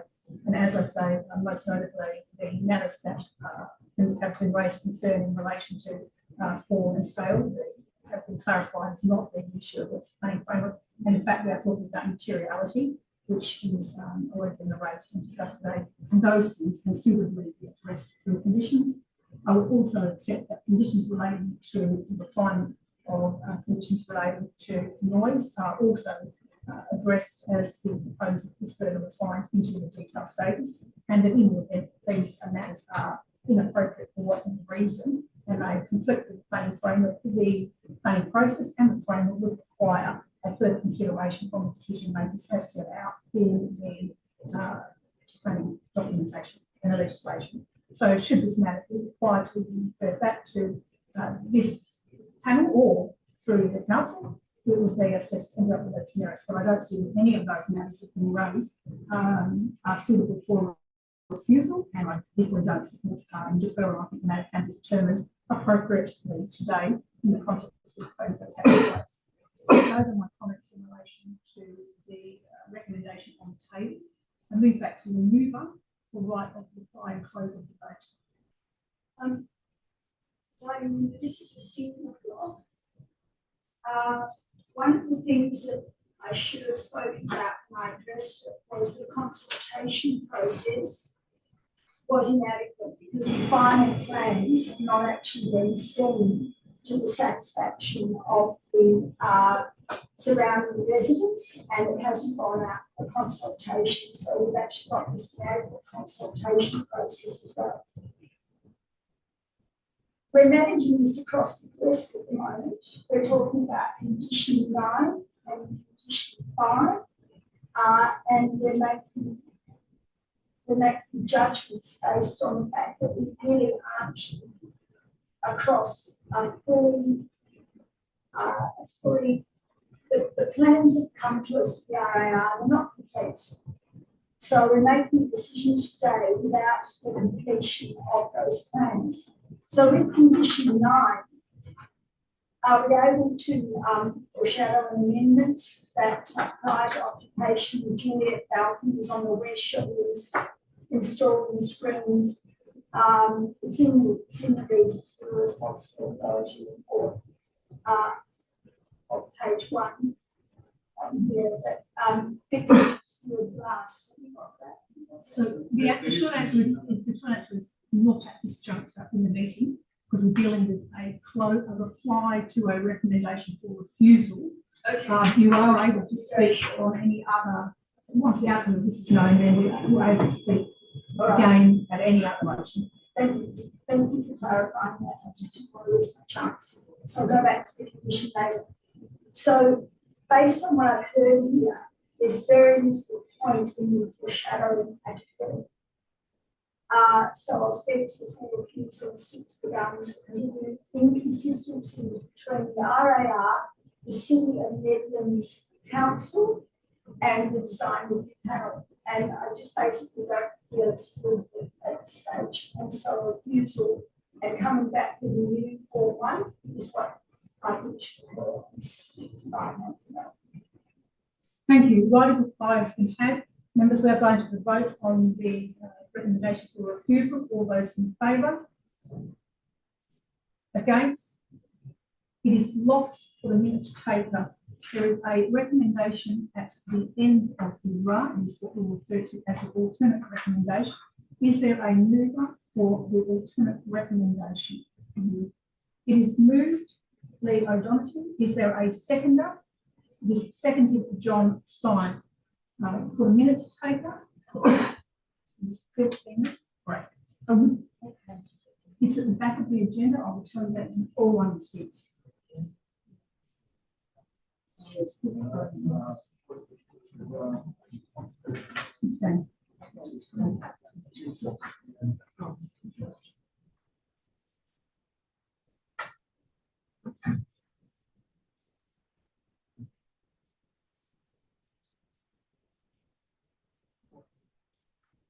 Yes, sorry. Also, sure. Look, I won't say much more. It said that, as discussed, it does meet the requirements of the planning framework in scale form, and I think that the outstanding amendments can be considered in position for the conditions as discussed. The second like speak to very briefly, I think I've said most of it. I will just pick up on condition 9 though. Be aware that condition 9 then requires the West Palm storage 5 and 6 can be stored with 4 different alternatives in the kitchen, which is going to do the job in terms of securing privacy. So there's either fixed with steel glass or either one fixed with steel glass. or screening devices to a higher or minimum sill height and high level window up to or something. So I think that I think for the applicant to make their own suggestions as to what my preference would be at that time, that's up to them. But I think that condition 9 quite happily secures the objective, which is to ensure no cost.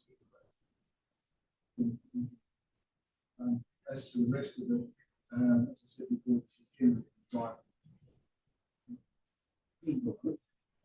This conform to expect analysis through. So it will be prominent in the first instance, but I think that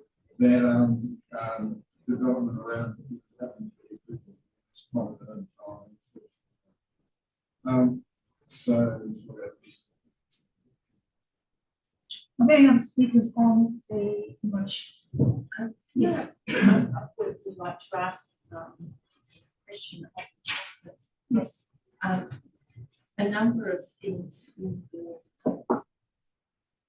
presentation to the for reasons in the previous when we were voting on the refusal were you made the points that these could be conditioned in as if there were future conditions that could be made. How do those conditions occur? Are you suggesting that should be an amendment on to this? No. What I was referring to is that the refusal, the recommendation for refusal was not supported based on the material we have in front of us today, and the additional comments that were clarified and provided through today's discussion. Most notably, and that was raised a number of times in different ways, the same question was asked to the chair of the DRP clarified that the concern was not around form and scale, but materiality of the building, and that those are things, from my perspective, can be conditioned appropriately and are included in the material. So it's not something that has to be taken. You're saying it's already. That's correct, yes. Yes, the information is in alternate, which is the reason for my comments that the matter can be determined today, as these things do not warrant either a refusal or a deferral, in my opinion, because of the information contained in the documents and the comments. There's no vaguely. No, I've got no vaguely information.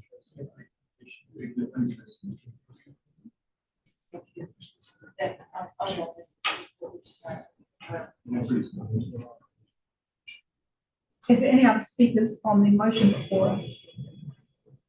I will speak to the motion. As I've already indicated, I'm supportive of this motion for approval. Due consideration has been given to the planning framework, and that is the R codes and LPP 5.11. And note that in the planning framework, they are not absolute provisions, and they're really to put in due regard. I have duly considered those matters, including comments provided in the submissions, comments provided through today's meeting, and satisfied that information, particularly as I've already referred to, is appropriate in the context of this zoning. I have also indicated earlier today that on this particular site, both the subject site and the adjoining site at the rear are in C3. The planning framework therefore considers, envisages, I should say, quite a significant change to the built form as it exists today, and that has been in place since 2019. I note that the information contained in the more recent documentation prepared by the city and also adopted by the council also reinforces or reiterates some elements that this proposal also is consistent with. So in terms of the suitable meeting the desired outcome, I refer to particularly the acceptable outcomes contained in the policy, and these are a due regard for those who are sitting, but maybe are not planners. Due regard as a planning concept is that the matters need to be taken into consideration, but they should not be, they're not required to be rigidly adhered to because they are considered in the context of other things like the local area, as well as the state documents and our codes themselves are a state document. But this policy position talks about Hampton Road, the RAC3, and its language in this policy talk about acceptable outcomes as being up to 6-story. The R codes talk about street and upper level communal space. And they don't treat that without roofing, they treat that in a different manner in terms of definition of story and how they calculate height. So those things are set in the framework itself in terms of both this and the SPP in the R codes. This policy also considers, in terms of its built form, that a rear setback of 3 metres at 4 stories would be appropriate. So the more recent planning policy also envisages a substantial building form within the area and therefore dictate a level of desired precinct outcome and development form outcome. So for those reasons, I am supportive of the proposal and the recommendation as is on the table. I move back to the move right by close of the debate. Debate has been closed. We are going to the vote on the recommendation for approval. All those in favour? Against? Carried 3-2 for the minute taker. I move back to the agenda. There are no Form 2 applications from MIDAP and there are no Section 31 statutory considerations. SAT applications are listed in the agenda and there is no comment. Is there any general business from panel members? If there is no general business, I close the meeting at 1:24 p.m. Thank